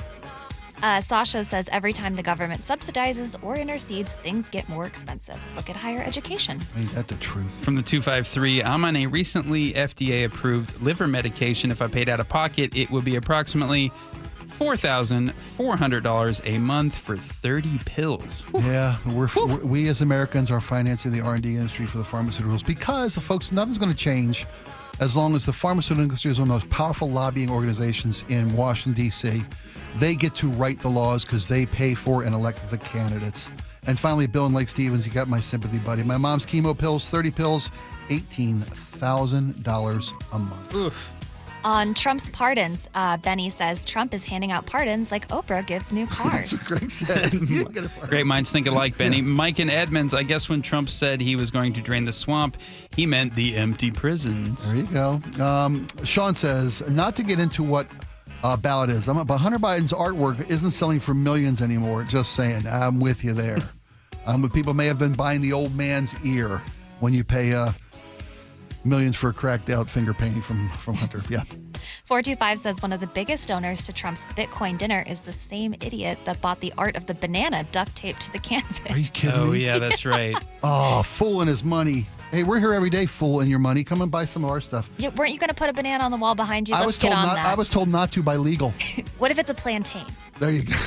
On the subject of stay-at-home sons, Bob writes, my Aunt Marianne taught me how to swim by throwing me in a lake, and it worked. That's how I learned. Wow. Yeah, Bob's Aunt Marion. I haven't seen her in years. Throw them in, hope for the best. That's anecdotal, because if it works, then you're alive to tell the tale. And if not, the evidence is dead. Survivor bias is what they call that. Katie in West Seattle says on Stay-at-Home Sons, you only do things for your children until they can do those things for themselves. That's exactly what you ended up saying too. You're teaching kids to do for themselves and then requiring them to do so once they've learned. It is crazy to go to college with other people who had never made a lunch in their life, never done their laundry, all things I'd been doing since I was 11 years old. And probably more and more common. Brent in Belfair says, encouragement sometimes looks like a kick in the butt. Oh, you cleaned that up nice. Well, I did, thanks. Brent went all in. From Vicky, COVID threw a wrench in the whole working, achieving, moving upward dynamic most 20-somethings strive for. No one ever talks about that. One of our daughters had to move from New York City, but managed to work at 2 jobs in our small town and moved on when she could afford to. She is independent and self-sufficient, but her career path was definitely derailed by this global event. Laura, would you? And a text line request for Spike. Jim in Arlington says, can you say Turd Ferguson in the voice of Kermit the Frog, please? I don't know if you caught this. I've heard that this is the greatest impression of all time, so I'm sitting on the edge of my seat. Let's not oversell this. But last week, my alma mater, University of Maryland, invited Kermit the Frog to deliver the commencement address because Jim Henson was one of our most honored alumni of University of Maryland. Kermit the Frog came on and gave a very nice commencement, but the guy who now does Kermit the Frog absolutely sucks swamp. He is horrible. Thanks for cleaning that up, Spike. He sucks nothing. He sounds nothing like Kermit the Frog. So I did my Kermit. Anyway, for you, Jim and Arlington, you're Kermit the Frog here for, you want to hear a specific Turd Ferguson. Give it to Turd Ferguson of the great state of Washington. All right, there we're done. Thank you very much. Ooh, look at you. Ooh, Kermit you have. Oh, Yoda. And that's Frank Oz. Frank Oz. Frank Oz was Yoda. Much. Fozzie, right? I just love that laugh. It's Bert, the greatest. Ferguson. Jim Henson was Ernie. Frank Oz was Bert. There you go. And their friendship, that is who Bert and Ernie are right there. Anyway, thanks, guys. We appreciate you being a part of our show today. John Curley's in next. Don't miss a moment of that. We'll see you guys back here tomorrow. You listen to Charlie and Manda on Seattle's Morning News every morning. What do they listen to every afternoon? I listen to John all the time when I'm driving home, driving my kids around. I also listen to the John Curley Show. Even by the end of the day, I still like to keep my brain active, and he's very good at doing that. John, first of all, is hilarious. I never know where this dude is coming from. The perfect bookends to your daily commute with KIRO News Radio on 96.